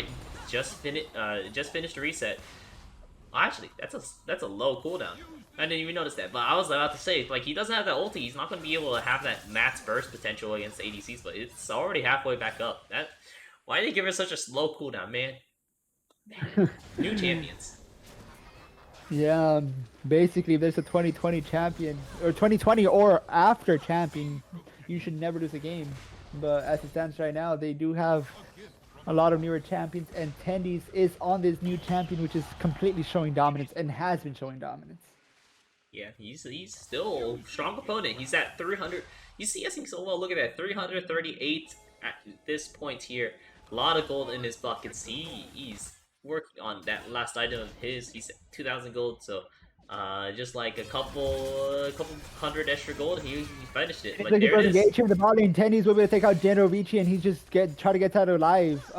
He does get hit by 3 turret shots, but that's not going to be enough to bring him down to half HP. Has enough pressure to push everyone away from Baron Pit, as his team is looking for a Baron here. Should be able to look for bot lane tower. They're looking to collapse onto him as pings go out. Question marks ping as the Baron goes out, and Tendies gets out alive, gets 1 pick, and they do pick up this Baron. Yeah, do pick up the Baron here. I mean, we don't have to worry about Elder Dragon because that didn't really get any use out of it other than getting it off the board. But now we're looking for a mid lane siege, and this is where it gets real scary, guys.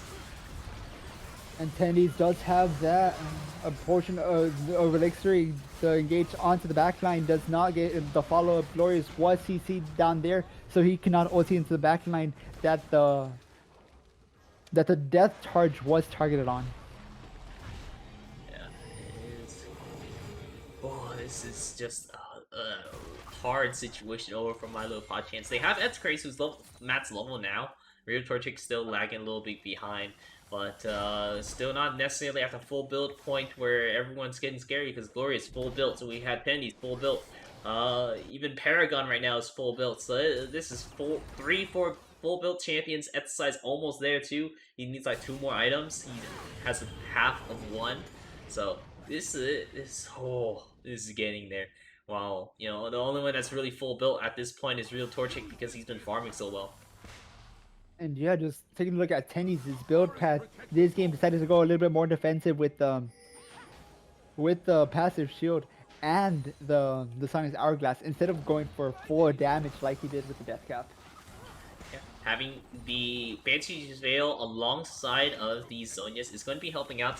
He's still going to do max health damage. It's going to be a little bit less, but hey, the difference might be negligible enough in order to be like, I'd rather take in the protection of not being bursted down immediately here. Oh, Snake will take this bottom inhib tower uncontested, and they're looking to take onto inhib. Inhib down to half health, but they do have the wave clear. And at the end of the day, the question is, who wins, wave clear champions or siege champions with like complete Baron buff? And right now, it seems like wave clear champions are in the win. Yeah, wave clear is going to be winning it out for now. And jeez, this is getting down to the wire here, and it's gonna. I'm just so scared for it. Like, it could go honestly either way with how this game is going. It's just so close out with it, and And yeah, both teams playing very respectfully. They don't want to be the ones who make the mistake, because I feel like the ones who engage are the ones who are gonna lose. So they're just waiting on each other to engage. The Elder Dragon has spawned 14,000 HP, and it's gonna be the rocket pack used to get over the wall. Ooh, they're gonna be looking to fight here. The dredge line is a bit of one. It's gonna be the Elder Dragon going over to the side of Snake. Snake managed to pick up one. That's two for the Morgana managed to pick up one more, and the X-Rays will be falling down, but he does have that GA, double GA, one from Glorious and one for X-Rays, but X-Rays will not be able to have his team there to support him. And this should be the game-winning play for the side of Snake. One of them is on the chase for the Saya, and the rest are on the chase for the end. yeah, they have minions bot lane, so all they need to do is take down the inhibitor so they can go ahead and grab it. Wow, Glorious is still looking for this kill here. He's gonna need to be careful on it though. He does not have to be careful when she is already dead. Yep, and that looks like it's going to be the game there. Going to be checking. It looks like we are going to be going to game 3, which means we're going to need a sub for game 3 as well for the Snake. So we're going to be seeing yet another mid laner here. Hopefully he's going to be pretty potent as well. So congratulations to Snake on this one. Switch over scenes. Hello, guys. Yeah, Hello. Hello. So congratulations to Snake. We're tied up score now. It's 1-1, and unfortunately, Suki-sama, it's not going to be it's not going to be a 2-1 right now. But hey, maybe it's going to be it actually is going to be the 2-1 when we go into the next game here. Once I go ahead and check this guy out, so I want to make sure he's good. He's looking pretty good so far. You want to go ahead and just get a little commentary while I try to make sure he's looking pretty good at the very least. Okay, so bot What do you lane. think about the? Bot lane was a little depressing. I did not see the explosiveness from the Tristan and Nautilus as I wanted to see. But it kind of comes down to how safe the Janna and the Saya were playing. And yeah, even though they had a bad start in the bot lane, the Tristana was able to come online, being able to do massive damage and ending at 9-11, securing a lot of those kills. And honestly, Torchic did not seem to be in that game, but he did one of the most damage in his team. He outdamaged the enemy ADC, and at the end of the day, it just came down to a team diff. At the top 10, he just completely dominated towards the late game. Genovici did manage to pick up some kills towards the mid and early game, but it did not translate to anything. He was playing this Gnar and decided to go for like a full tank, but instead of like a Bruiser kind of build. Stride Breaker was the only thing he really had going for him, but at the end of the day, he did not have enough damage that his team was lacking. Lexus got cut out a couple of times, and that kind of like led to XIV just completely taking over the jungle. X-Craze was kind of just trading back and forth with Glorious, but Glorious was capitalizing very well on the dredge lines and the hooks from Potato God. And Potato God, at the end of the day, I think was one of the MVPs for the side of Snake. He did catch out so many players, and he did just tank a lot, frontline peeled for his carries, and ended up making these game-winning plays, just like you saw at the last Dragon Pit.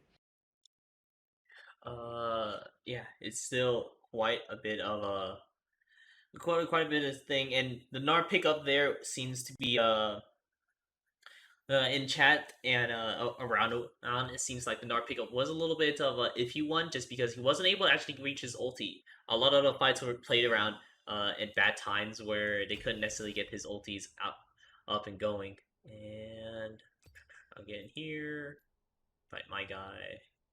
Oh, yeah. But at Uh, that time, I think it's more of Snake choosing a good time to fight rather than My Little PogChamp choosing a bad time to fight, because it was Snake who was starting these fights, and they realized that the Gnar did not have Mega Form yet, so they could fight without like necessarily worry. Because without Mega Gnar, he does not have that full utility there.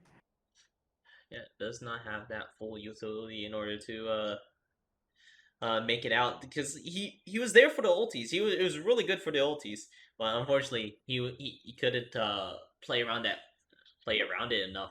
And laning phase went better. I mean, Tendies wasn't as strong as he used to as he was. Like in that game 2 when he was playing Gwen, where he was absolutely a monster. But not having that late game assurance that Ornn kind of gives you was also kind of a hurting point as well. Yeah. And yeah, Orin provided a little bit less in the first game at the beginning, but at the end, those items just help his team win the game, even though that they were down on gold for part of the mid to late game. Alright, and we should be getting on into it, just replying to this. So, just letting you all know that we are going to be delaying the gold game that's coming up right after this with me and Crims, just because just because we still have the series going on here. We're in the lobby, we're just waiting for both sides to be ready and get going. Uh, and then after that, we'll be jumping right into game 2 for the gold game between Glacial Omen and Lean, which is actually a pretty good game, honestly. Those are pretty good teams, and I'm excited to see how that one goes. But for now, we are focusing on this point of this right now. We're just trying to wait up. I think Tendy's to start the leader. There he is. So let's go ahead and switch our scenes. Yeah, Sure. this time the mid lane is gonna be Cardinosos, and it looks like he's a Katarina player from what I just looked at his profile. It should be pretty exciting if we do see a Katarina. I'm a Katarina connoisseur, and ideally he takes Ignite TP, which is pure snowball, pure damage, and pure going in ham. Yeah, absolutely. Going into band phases though. Let's go ahead and look at it because I need to update the scoreboards as well. My apologies here. It's still going to be my little pot chance on the left side and Snake on the right side, but Snake just winning that game is going to be tying up the game here to 1-1. And let's see the bands here. It's going to be the Irelia. It's going to be the Riven. I'm still surprised that Tendy's actually not opting in for Camille, because I swear he played Camille before and it was pretty good. But maybe their opting is like, we can't just try to super snowball our lanes again with using someone like Camille instead of a Riven that Tendies is more comfortable on. I think he also plays Fiora too. I don't know. Tendies plays a lot of carries. He does, Sa- he does, he does. Seraphine also being banned away. Gwen this time actually banned away, which is actually pretty interesting. I feel like Gwen wasn't too bad over for the side of Snake. Like dealing with a Gwen wasn't as bad. I mean, laning phase sucked. The damage that he does sucked. And sucked for my little PogChamp. I mean, I'm like it hurt. It hurt a lot. But in terms of like for carry ability, I don't think necessarily it was that strong. Sure, he was like one shotting some of their carries, so it was actually kind of problematic in that game 3 or game 2. But maybe, but possibly it's the alternative is like going for like someone who has some CC and a lot more dive potential than what Gwen has. So it's interesting to see. But Tristan is going to be picked up over from my low pod champ in any case. And yeah, kind of surprised that the Iron was not picked up as it is such a high prio, and in order to respond to the Tristana, the Kaisa has been picked up. Excuse me. Drinking some water. I mean, it's going on for a long game. This is definitely a lot longer than I thought it would be going for. So, um, yeah, I'm surprised that we see a Tristana because previously we've been going for these Zayas, and the Zayas actually what did a lot of damage, punished even Tristana a lot in his laning phase. But then Kaisa, and also then Kaisa being picked up here, so also interesting to see Gragas being picked up for either jungle, top lane, or support. Very flexible role. I like to see that. It's going to make this drafting a lot harder to see on what's going to be happening. Jungle Rise has fallen out of favor, but in any case, it is a flexible role that they could go into. While Morgana's going to be picked up, I'm assuming for jungle. In the LAC, it's usually see the. Oh, never mind. Yeah, since Tristana was picked up, Kaisa is very good into that. But usually you do see the Saya picked into the Kaisa. So um, by showing the Tristana, Kaisa just being kind of a safe pick who plays very aggressively, kind of counterintuitive, playing safe but aggressive. Um, and Morgana might be going jungle. Double flex actually here with Lux and Morgana. Lux can go mid, Morgana can go mid, Morgana can go jungle, Morgana can go support, Lux can go support. Who knows where they're putting all these things? Oh, and then Cardonesos, Card Cardonesos, Cardonesos, yeah. Cardonesos is going to be picking up the Viger here, which I'm going to assume is mid lane. It could be support as well, which is also kind of flexible. Still, honestly, Viger not bad because we have been seeing 35+ minute games. Literally, last game I think almost hit 40 minutes, and then game one hit 42 minutes. So I'm not opposed to seeing a Viger in this matchup if we're planning for the long con. And if we're planning for long con, I'm with the Viger pick. But now for bans, we're still banning away some ADCs because actually no, we're banning away Lucian because this possibly could be a Tristana mid as well. Lucian could have been another mid lane ADC if they're still trying to go for this super. Wow, they're actually banning away three ADCs over for the side of Snake. So that's actually pretty interesting to see. It's like they were really honing in on like Tristana is the mid laner instead of the ADC pickup here, which is actually really interesting to me. And yeah, I kind of forgot that Tristana could be flexed in the mid lane. And yeah, like I mentioned before, Sai is really good into Kaisa, but since Sai has been taken away, um, now there's less and less options to go into Kaisa. Kaisa wins most matchups. They have basically gotten rid of the two main counters. The only one that's still up for grabs is going to be the Draven, but I'm not sure if Torchic is a Draven player. Yeah, I wouldn't think Torch is like a Draven player or the Twitch player in this case. I don't even think Twitch would be good in this case. Ezreal, not a bad one. But I would still say Tristana might just be the pick here if they wasted two bans for the mid lane and just go for like a maybe instead of the super protect team comp because you guys did not get the Ivern. You didn't pick a super shield support either. You picked up Lux here, which is good shielding, good catch out, which is a different team comp we're looking at. It's very interesting. Oh, picking up the Jhin, so it is Tristana mid. And I actually think Sivir would have been really good here against the Veigar, the Gragas, and the Alistar. The spell shield provides a lot of utility here. And since Morgana's not going to be in the bot lane, Alistar, Kaisa are just going to have a lot of pressure early on. It's going to be up to Lux to kind of like catch out with the Binding Light to try to prevent those engages. But if that does not necessarily happen, it's going to be basically game over for the bot lane. And Volibear picked up for General Vici here. Yeah, I like the Volibear pickup. He's been itching to play it. And then they're looking to make a fast game out of this one. We're Tendies on the Jax. This is interesting because I haven't seen Tendies play at Jax before, on stream at least. So this might be a pocket pick for Tendies or whatever. But Gragas in the jungle, Veigar in the mid lane, Kaisa in the bot lane, and then Alistar is the support. It'll be interesting to see how this game goes out here. And yeah, even if he doesn't necessarily play, Jax is going to be a strong counter into Volibear. Basically wins at all points in the game after level 3. So as long as he does not get out traded early on, Jax should have that basically winning lane and winning game kind of mentality. And interesting to see what runes General Vici decides to run on this Volibear. Absolutely, it's something we will need to look out for because Volibear is good at long extended trades because of his bite, but if I think Jax can block the bite with. I'm not exactly sure, but I feel like he could. But at the same time, I could be completely wrong in any case. But Jax, I feel like could get a lot of good one-sided trades as well.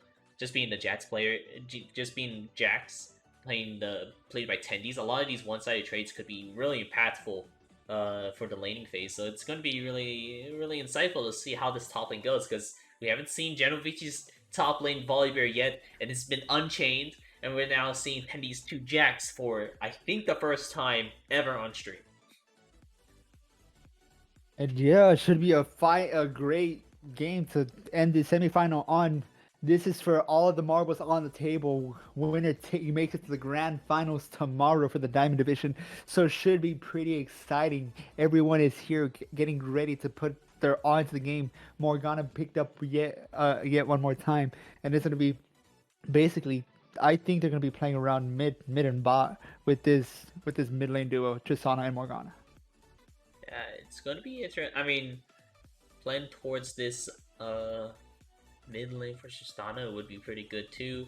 It's interesting to see. We're seeing a Veigar in the mid lane.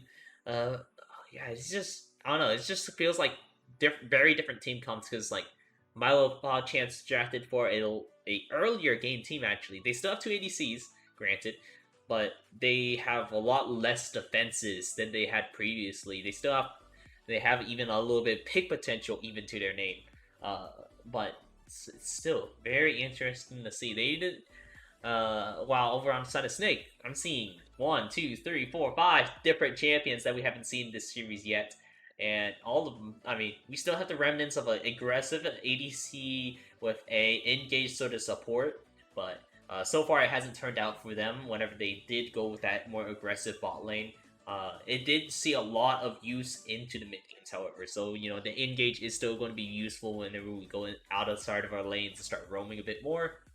And then Veigar, he's a new guy. He's interesting because, you know, we haven't seen anything from him. He could be a wild card. He could be the most aggressive and dominating Veigar we've seen, or maybe he's just going to be scaling for that late game endless potential that he could have. And then Gragas in the jungle, we haven't seen him at all. We've seen literally Morgana, Ivern the entire time.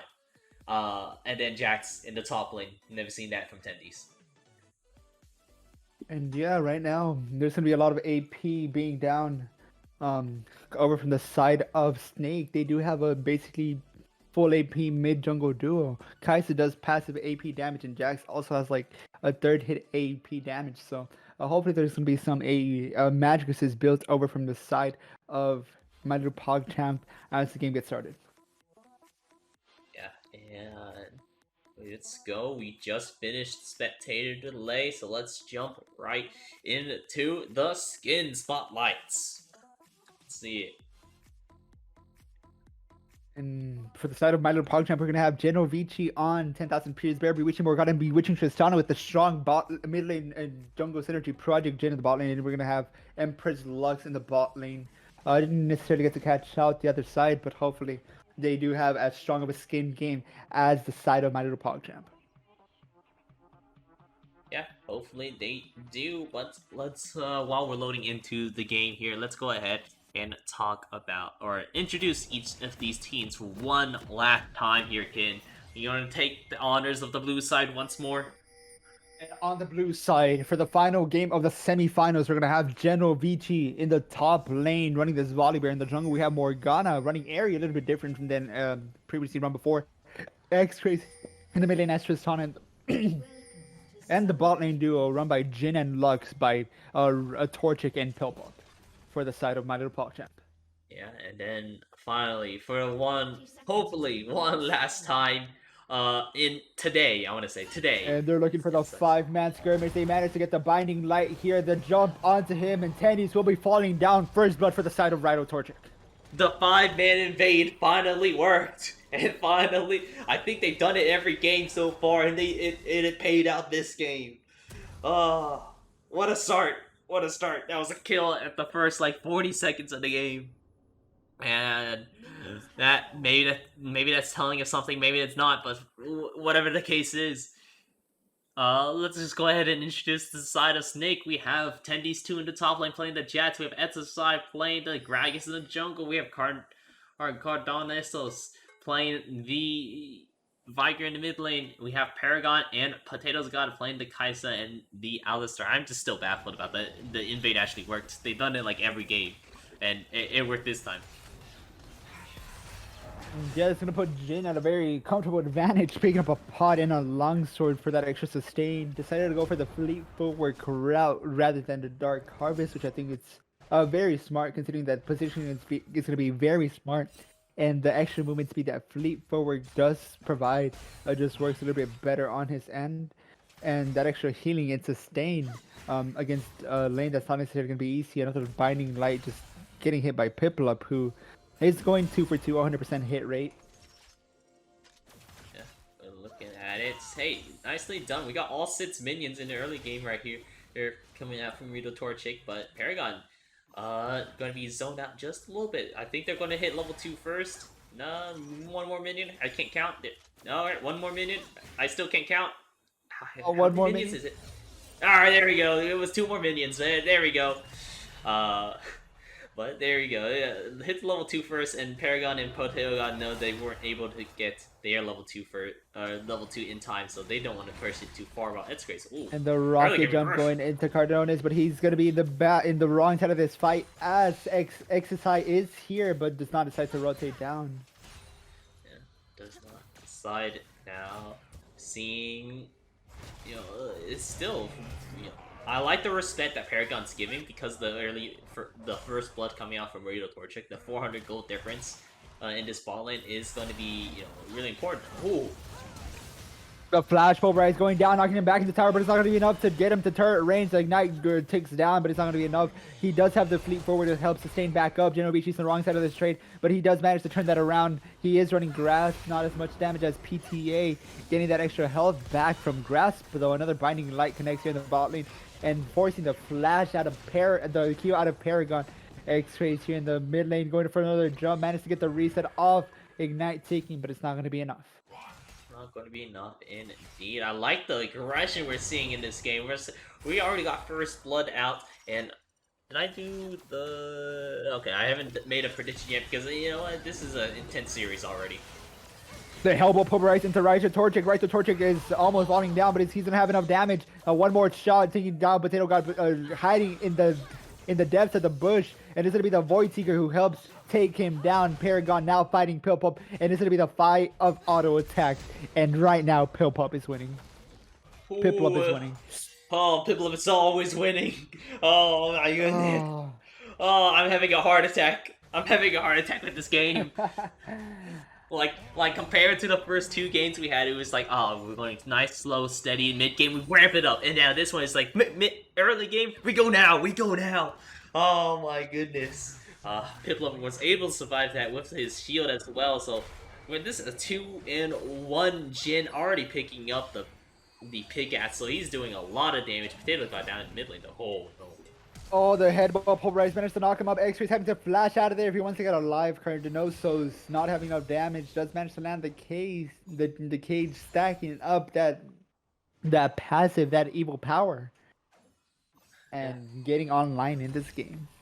Yeah, he's gonna get online indeed. I'm gonna be interested to see if this is going to be a Everfrost Vigor. He does have Phase Rush, so this does suggest he is gonna go Everfrost just because, a little bit of that extra movement speed is going to be helping out a ton. It's going to be interesting to see here. It's definitely an interesting series coming out from Snake and my little PogChamp. But oh man, Daryl Vici not getting a good end of these trades. Like I said, Tendies 2 can do a lot of these one-sided trades very well. And yeah, again, just picking up the Jax as good counter pick, hyper scaler, hyper carry who can just win the game, win the lane. And hopefully, just carry his team to victory. Absolutely. And right now, we are just slowing down a little bit. Thank goodness, my heart couldn't take it earlier, especially with that bot lane engage. But solid lead coming out from my little PogChamps here. I mean, we saw what happened last time when they had a solid lead, but we'll just have to see how it goes this time around with their lead. Just because, just look at them. You have a Jin, which actually scales pretty well into the late game as well, but oh no, here comes the gank. Oh, the headbutt pulverized yet again into Riot Torchic. Riot Torchic might be in a tough situation. He gets stunned here, and it's going to be the Void Seeker who brings him down. Ignite, taking. Fourth shot tries to get away, but it's going to be one final body slam from XIV to get him to kill. Yeah, you had it right the first time, don't worry. XIV is the name, and he's playing a little bit more aggressive. I like the Gragas. Honestly, I think Gragas might be a little bit of a pocket pick for him. I feel like I've seen him play it before, and it works out really well. But in the top lane, a little bit of trading coming out. Nothing coming out just yet because Genovici was able to get that shield. He's actually looking very defensive. I think he's building a Bramble Vest first, and then probably going into those, what's it called? The plated steel cap boots, but oh no. He's taking quite he a gets bit dived, he brings down the Stormbringer. Tennis gets hit by 2-3 tower shots. It is going to be the final chomp that secures the kill for Genovici. And just because you said it, Libel such in lane, I'll do a prediction because we are slowing down just a little bit, and hopefully it does stay slowed down for at least the moment while I write this down. And let's see, we'll do the final one. Who will win for this series? My little PogChamp versus them, but here comes that series. Oh no. X-Rays decides for very aggressive. The pulverize going down a little bit too early. Headbutt, it's there. X-Rays just managed to rocket jump out of there. Yeah, is able to get on out of there. It was actually a really scary situation. I thought he was dead. Honestly, 100% thought he was dead. He was surrounded by 3 people, and he got out of there. Very surprised. The thing is, he got himself into that situation. He jumped into the middle of all 3 people, but somehow managed to get out of there. Did not get a kill, but did not die himself. Yeah, did not die himself. And hey, looks like that is going to be the first Drake taking down my little PogChamp on top of the game here. They've taken a lot of these early game Drakes really. What? Ooh, the double blind banging light. Let's go. A lot of damage here. I think you're actually still maybe a little bit behind. What's the time on your score right now? 8:22, 8:23. Oh wow, you're behind like a whole 3 seconds. Keep counting. Let me see if I can speed this up. If not, we might just have to have you stream for me. I mean, if not, I can just always slow myself down and go back. So, and then hopefully we stay together. Are you at 8:45 right now? Yeah, I am now at 8:45. I speed myself up, and we are now in the game. Alright, cool. So now we're keeping up with each other. If it does desync once again, I'll just slow myself down to catch up with you. And then we can stay together with now. Ooh. Into this game here, I mean, ooh. It is going to be quite interesting to see. Weirdo probably looking to pick up a Gale Force here, I'd imagine.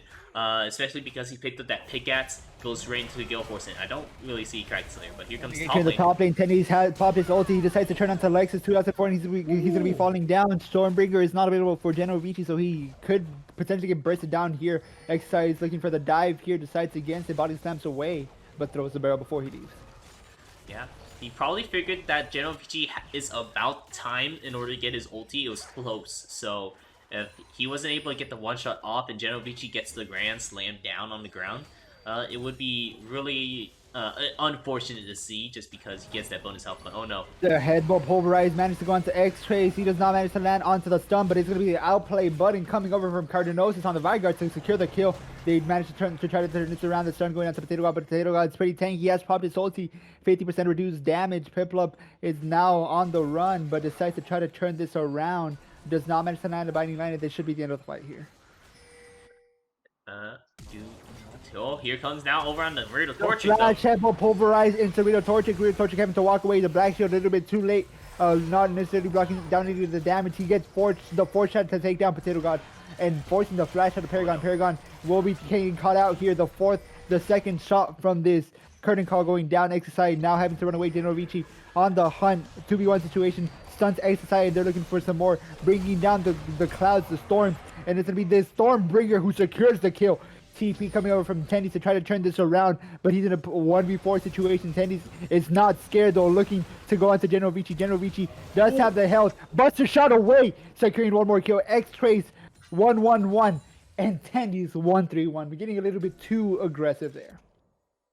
Yeah, and this is quite a lead over first sight of my little PogChamp. It's not big, it's not that big, it's 1.3. But that's still a BF sword. That's a BF sword collectively that they're all sharing. Over on the side of my little PogChamp, they have a pretty decent amount of a lead for themselves here, and doing so, they are looking quite, not too shabby for themselves. Absolutely, I mean, like, see that they drafted a lot more, less of a late game comp. They still have 2 ADCs, which is late game, but they have a lot of sort of like mid game sort of ADCs, which they did sniff out with the Going to be the OT down into the cage, managed to land the stun, and the outplay button does land, but it's not going to be enough. The burn is not there yet. 2004 Lexus is here, and the final Q from the Vigor picks up the kill. Cardenissos is 3-0-0, sitting at 6 Dark Harvest, 6 Dark Steel Stacks. Kinerising going into Piplup having to flash over the wall, but he does not have enough time. The reaction time is not there yet. He will get stunned, and he will fall down. Yeah, it is a thick wall, so you have to get it up pretty much right next to it in order to ensure that you do flash over. You don't want to waste your flash without guaranteeing that you're able to get on over there. But in any case here, gold lead now has dramatically shortened into only a 200 gold difference, and can't get the top. Dark Binding does manage to land, and it's going to be the sealed shackles here to try to do something else. General Vici does not have the Stormbringer to go for the dive. Yes, Soul Shackles will not land. Unfortunately, so it will not be it. I saw what they wanted to do. They wanted to get a gank on top lane and to push out the wave and then drop down the Herald in order to take down the whole tower, or even just like drop down the tower to only one plate left, which would have been huge. But in any case, they will not be able to do that just yet, and just going to be having to look for a play elsewhere in order to drop down this Herald. Piplup goes and gets the headbutt pulverized himself, and it's going to be XIV who's having to look for the engage here. The body slam does some massive damage. It's going to be the final barrel who kills him even through the exhaust, having to gale force out of that cage. Rito Torchic gets away from that. It's a 1v4 situation here in the bot lane. Ideally, he just walks away, but they're just ignoring him and heading over towards Dragon as the side of my little PogChamp takes mid lane.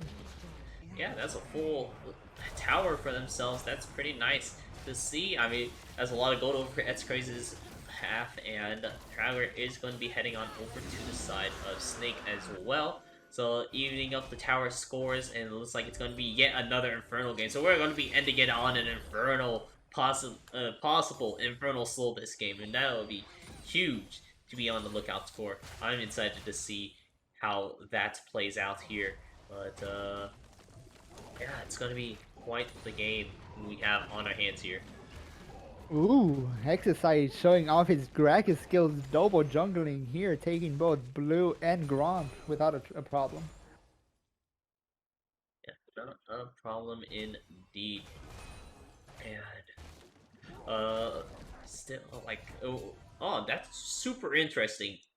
And the Vigor decided to build a Cosmic Drive first, and which is actually really interesting to me, just because like he doesn't get the full Cosmic Drive benefit yet. He only has the first half of it, the pure stats that's on it, and then he still needs to build one more item in order to actually get the full benefit of the Cosmic Drive, unless he has enough AP from his stacks. You know, this is some good theory crafting for him. You know, I actually want to look at it, but first top lane fight though. General Vici looking for an engage here, just stun straight it out, but it's not going to be enough. General Vici looking for something else here. The headbutt pulverized, the Killer Instinct onto Rito Torchic, having to use the Gale Force defensively rather than offensively. Piplup with a massive shield prevents a lot of that damage there. And both sums getting ready to be online for Rito Torchic. Yeah, and let's go ahead and do a quick check over on him. Yeah, he does have enough AP to actually make it out there. Run to mid lane. Or bot lane. And he's running down Cardonoso, should have the cage ready. He having to force Rito Torchic to flash out of that. The outplay button is there, managed to pick up one kill, and Piplup should be falling down as well. Does not get the second proc of his shield, and this will be the final passive to get Paragon the kill. That is so sad to see. Actually, I saw the plan. It was like, alright, we're going to trade out kills. We're going to get one kill on the Cardonoso who has a bounty on himself. I love the Cardsman Drive, by the way. This guy's Omega Brain on this Vigor, and I love it. Going with the Cosmic Drive first item because he has enough stacks from his passive. That's so smart, and like not to stroke his cock or anything, but that is so cool. Good tech, and it's really paying out for him actually. And yeah, Stun will be going over for General Vici. General Vici actually losing that straight, even though he has that Bramble Vest. Not enough to keep Tendies down. Tendies might be down 2 kills, but he does have a 30 CS advantage. Stormbringer coming down. Tendy's having to run away. The Chomp is ready, and it should be there anytime soon, but decides against it as the ultimate will be popped over from Tendy's, putting him in this defensive stance while he goes offensive. X-Ray looking for Paragon. Paragon does not even need to take another Buster shot as he does fall down. Reset jump. X-Ray trying to get away from this. XSI might be in a tough situation here as Lexus is there to turn that around, but the Dark Binding is not there just yet. Cardenosos might be looking for a roam down Bob, but decides to go mid instead. Curtain Call going down. Try to go on to Tendy's. One tower shot going down. One more hit from that Curtain Call should be enough, and they're just playing the chicken game. And at the end of the day, it's going to be Potato God tanking that 4th shot. Ooh, Tendy's falling down really low. Potato God just having to peel for him, trying to get away. The stun goes into right Torchic, and Torchic just walking away, trying to get away from that, which is now a dire situation, forcing the flash out of Piplup. Forcing the flash. Still looking for something though. Oh, Tenny's came back, reset, and now has the TP. Piplup will be falling down. This is going to be a beautiful ulti going into right Rito Torchic. Inferno Drake spawning in 1 minute 13 seconds has been pinged out. Yeah, and what a fight in the top lane there. Just pushing back a little bit for the over for the side of Snake. I mean, Gold Lane is literally like, if I grab the cannon minion, or if Tenny's grabs this Gromp and no one else grabs minions, the Gold Lead has been stopped. But wow, Torch actually sticking it. Oh. Ooh. And they're gonna look for an engage. Tenny's managed to pick up one here, and he's getting turned on. Soul Shackles are not there just yet. The Dark Binding does not land. XA is on the hunt here as well. Tenny decides to turn this around. He's very low on HP, but he is very high on Bloodthirst. He gets caught out by General Vici, and General Vici picks up his 3rd kill, putting him at 3-0-2. Yeah, it does put him on 3-0-2. So really nicely done this for him. I mean, General Vici playing that Volibear does scale off at the end because he's playing Volibear. He doesn't keep scaling, man. He does fall off in the end, but I mean, hopefully it will just result in a good, like he'll be able to translate some of his kills into kills for his team, into better peel and whatnot. But for now, it is going to be quite a very tight game here. We're literally 100 gold within each other. My little PogChamp doing a great job actually playing a more aggressive team. But and we're going to see a fight here. The cage goes down, but it's going to be General Vici inside of it. One of the tankiest members alive. Blue team will be able to just lay down the dragon. They're not going to fight against it. They're going to look to ping down mid while Snake's looking for an engage. Will get stopped. The headbutt pulverized going onto Piplup. Piplup will get stunned yet again, and it's going to be another stun coming down, preventing Cardinosis from doing anything here. Stormbringer into the backline. This is going to be the final spark, securing the kill for Piplup. Piplup is huge on this Lux. Tendy's is in this defensive position, having to go in. Tandy just does not back out, but he does get punished for this double kill over for the side of Torchic, sitting at 6-4 and 5 on this gen. 150 gold bounty on him. Absolutely, just a good bounty over in his head and picking up the kill over the Tendies. Tendies does not seem very comfortable on this Jax pickup here. They banned away a lot of his champions. So, but, you know, Jax does do really well into the late game. I mean, he's split pushing like no other whenever he does get scaled up into the game here. Still a lot of possibilities for Snake in order to keep into this game. They have a super late game team. I mean, they have Tendies, they have Cardenas on the Vigor, and then Kaisa's just ADC who scales really well as well. So it's just going to be really dependent on how this is going to be turning out here. Yeah, but again, just junglers knowing their limits, doing 2 buffs at once, never seen before in anything below platinum. But then again, this is diamond, so you know, kind of usual. And they're just flexing, walking around, doing their camps as fast as they can. I think this is the first time that Morgana is down on CS versus the enemy jungler, and XSI is the one who's winning this time. Yeah, it is looking like that, and possibly we might not even just again letting you guys know, we might not be getting to the gold game. I just got word that they just finished game 1 and heading into game 2 right now, and we're 20 minutes in, but I don't think it's a strong enough lead in order for either side to really swing it into each other's base just yet. So it's going to be interesting to see how we've seen so many games with these team members, and it's still such a close game from either side.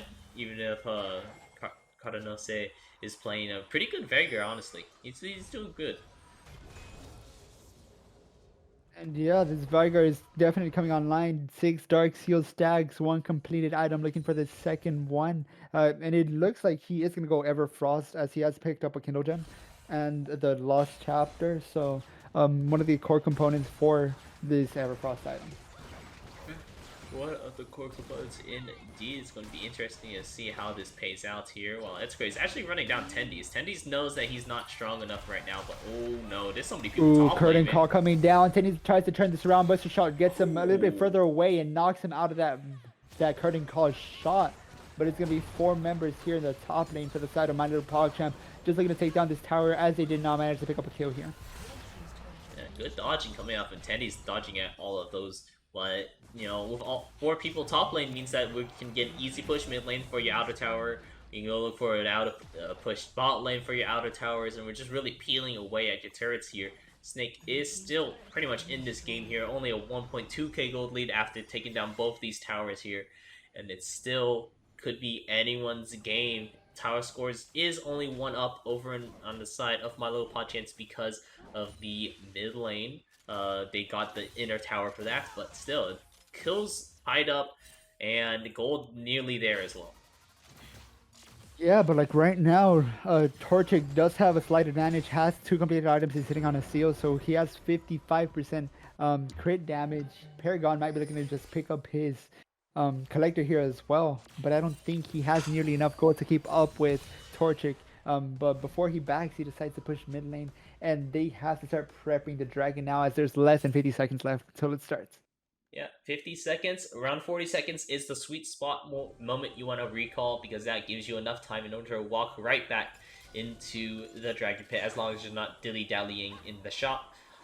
So we have Paragon taking a good reset, got the 2 items, so he's almost like on par with how strong Warrior Torch is down by like half an item, just because of the kills difference. But in any case, we are all here for this fight. We are ready for it.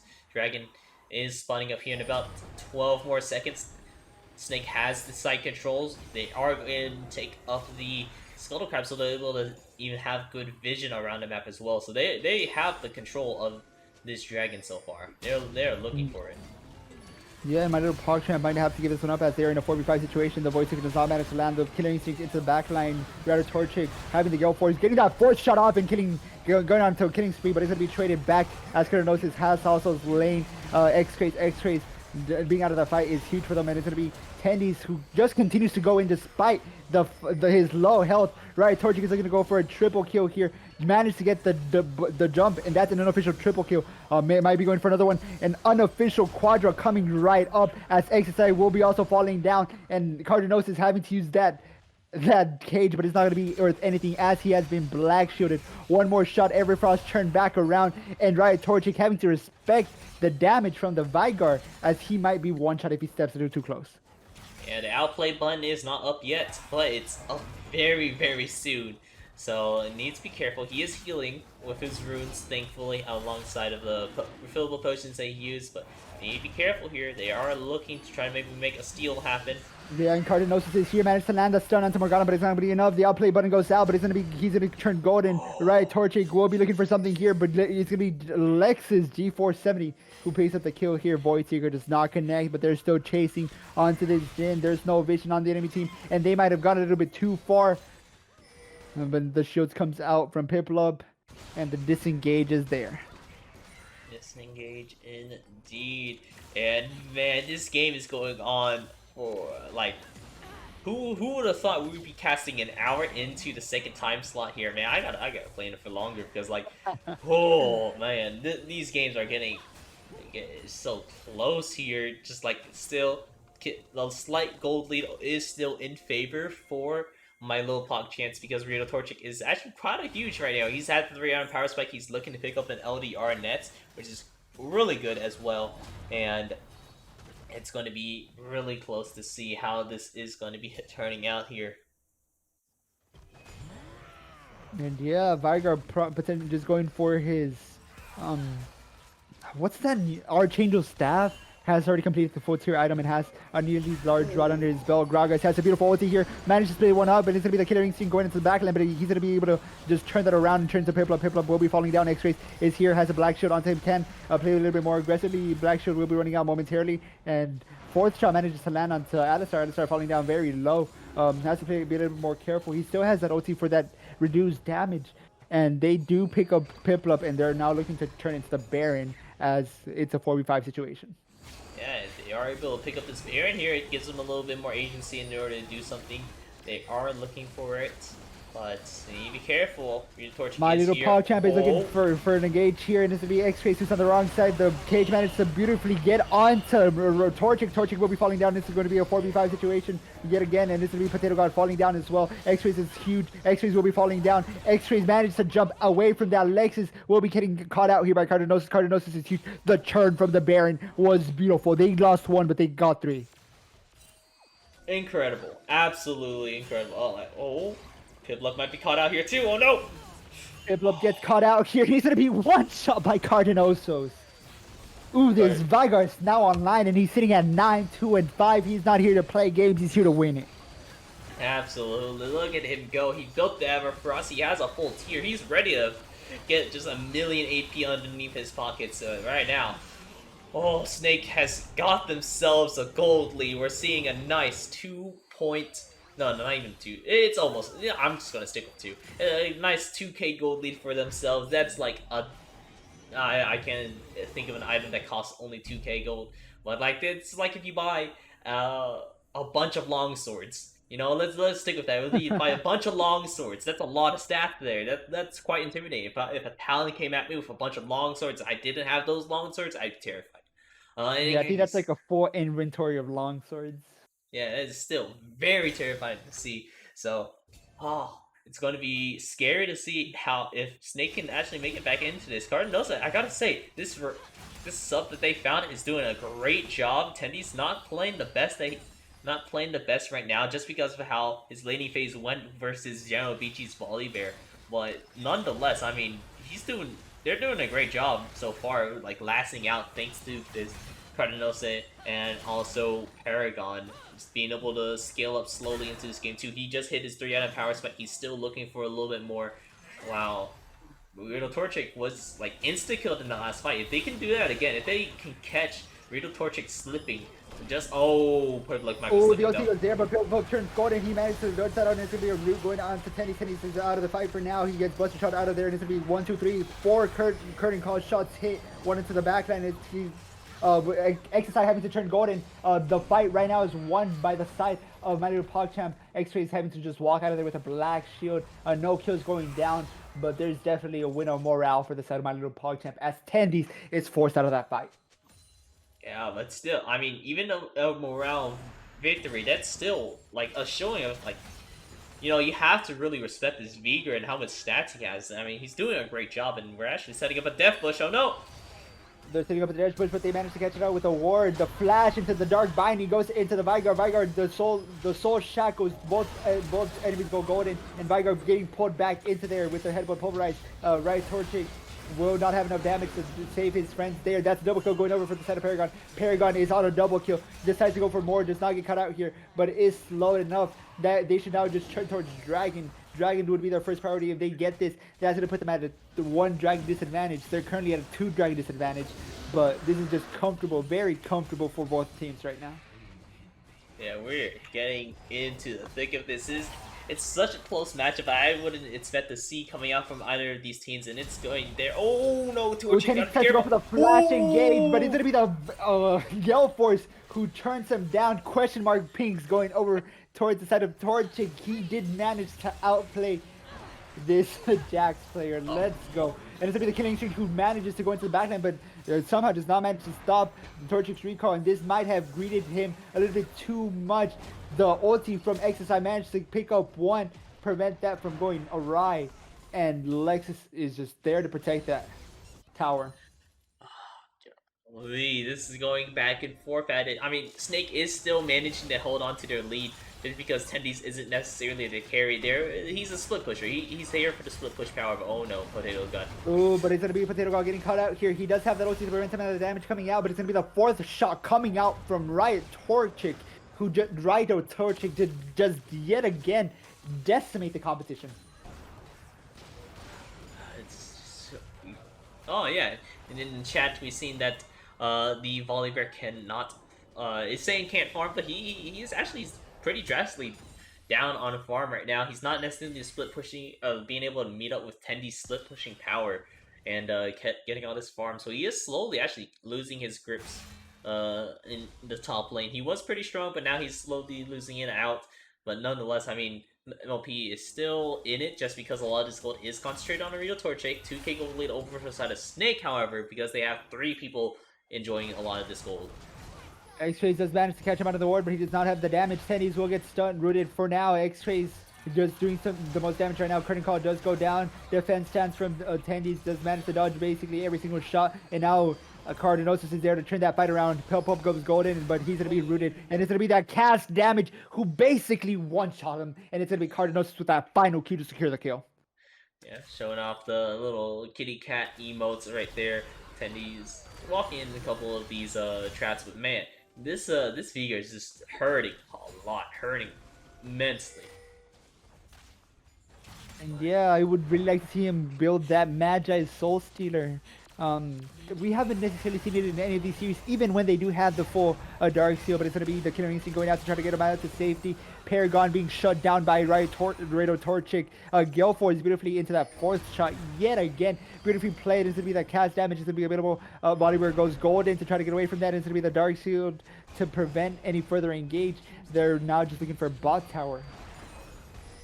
They are looking for bot tower. They are able to grab it, so this is 2 inner towers out for the My Little PogChamps. They are missing out on those. They are a little bit on their back foot here. They drafted for a mid-game sort of team, and we're getting into the late game now. You have 2 ADCs to help you out, and Volibear is going to be falling off now into this late game as well. His damage is not going to be just the same as it used to be, but in any case, this is quite the game. You know, now that we have some time to breathe, let's actually look at how many stacks that this Veigar has. We've seen a solid, look at that, 260 stacks. That's a lot of stats going on him. And he's nearly at 1,000 AP. He doesn't even have Rabadons yet. He has 2 Rabadons worth of free AP here. And they're just looking to melt down this Baron. The cage does go down. The Cascade does also turn out. But it's going to be General reaching the backline, who goes beautiful with the Stormbringer. They're going to be able to trade. They're going to be able to get rid of Torchic, and this should be a fight 1. Challenging going out, but they did manage to pick up Baron. 4v5 situation. They're on the hunt. They're turning on to General Vici. Potato God is there, and so is Paragon. Paragon does not have the Killer Instinct available just yet, but when he does, he's able to move around the map. General Vici trying to turn this around, but does not even manage to trade 1-for-1. Cardinosis go golden. Now they're turning into the backline, and it's going to be a 1-for-1 here under the enemy tower. X-Trace is back online. Void Seeker does come here, but this should be just a disengage from the side of My Little PogChamps, as they are at a numbers disadvantage. Yeah, definitely still at a numbers disadvantage on that end.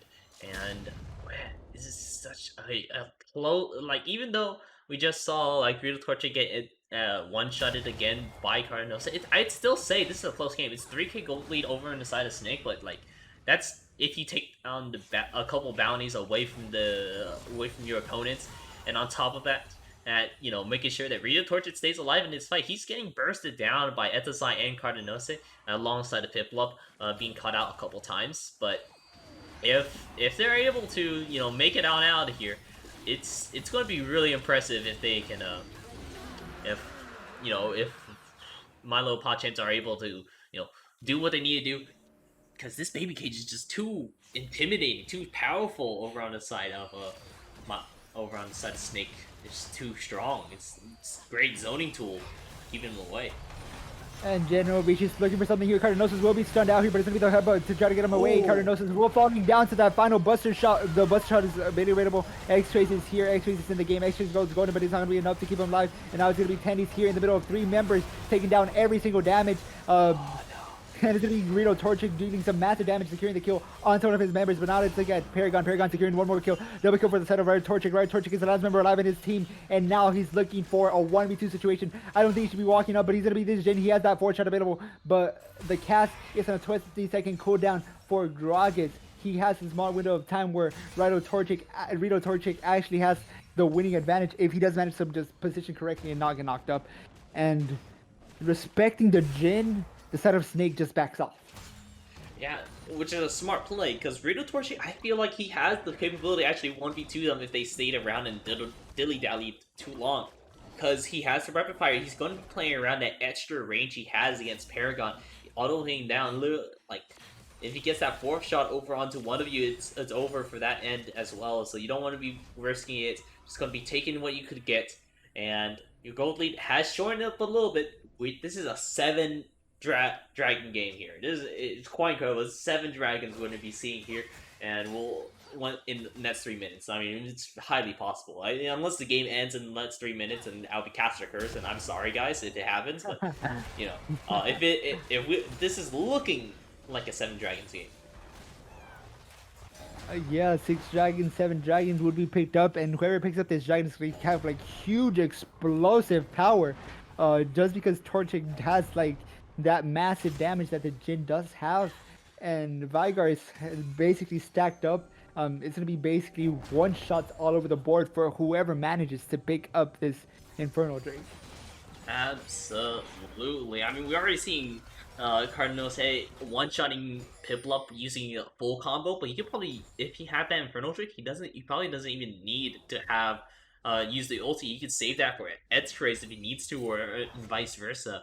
So this is going to be quite a predicament, because it's like a battle of the carries right now. It's 2 carries versus 2 carries, and along with and then each side is choosing to defend them in different ways. And Teddy's looking for General Reach, using the Stormbreaker to go into the back line. XIV might be the casket, goes onto Rito Torchic. Rito Torchic managed to get 1 shot, 2 shots onto XIV, and that's going to be enough to take him down. But Paragon is there. Paragon takes him down. Paragon beats the other ADC. There's going to be an ADC difference right now. Double kill going over to the side of Snake. Snake is on the winning end. They're 4 members versus 2 members in the enemy base. And they're just looking to run this down. They might be looking for a dive here, as Tennies is just pushing. Dark Binding and Light Binding are not going to connect. They managed to get 1 tower. They're looking for another one, and this might be the game-winning play. They're just pushing it down bot. Potato got turret, tanking turret, not giving a fuck about what's going on, as they're just looking for another turret.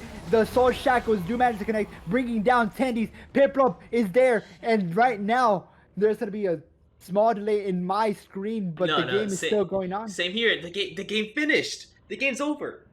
I think what happened is this happened a couple times before when we were doing live. For some reason, this is a bug. I hope, right? But the game's over. Snake won it. They did it. It ended off on this note, which is super sad because we don't get to see a victory screen. But let's go back to our faces at the very least. You know, it's not that bad. At least not looking towards the frozen screen. But congratulations, there, Snake. You did it. You won. You beat out my little PogChamp even after having to redo that. And okay, so we need to say quick to gold right now. I told them to start up their game, and I just finished that one. I'm actually super surprised that we were actually able to end that game there. So thank you, Ken, for casting with me. Hopefully you'll be able to communicate with Brandon and see if they're going to go to game 3 or not. But thank you for casting alongside of me for this incredible series here. Congratulations, Snake. You guys, it was hard fought. It was hard fought. This is a 4-game series out of a best of 3. it was a crazy game. But well done to Snake. You guys did it. Well deserved too. Like, you guys were switching out mid laners because you couldn't make it for the time slots in. Yeah, you've done it. So congratulations. We're going to go into a quick BRB. I'm going to try to figure out what's happening here. And thank you for having me, and hope you have a great cast. Peace. All right, thank you. See ya.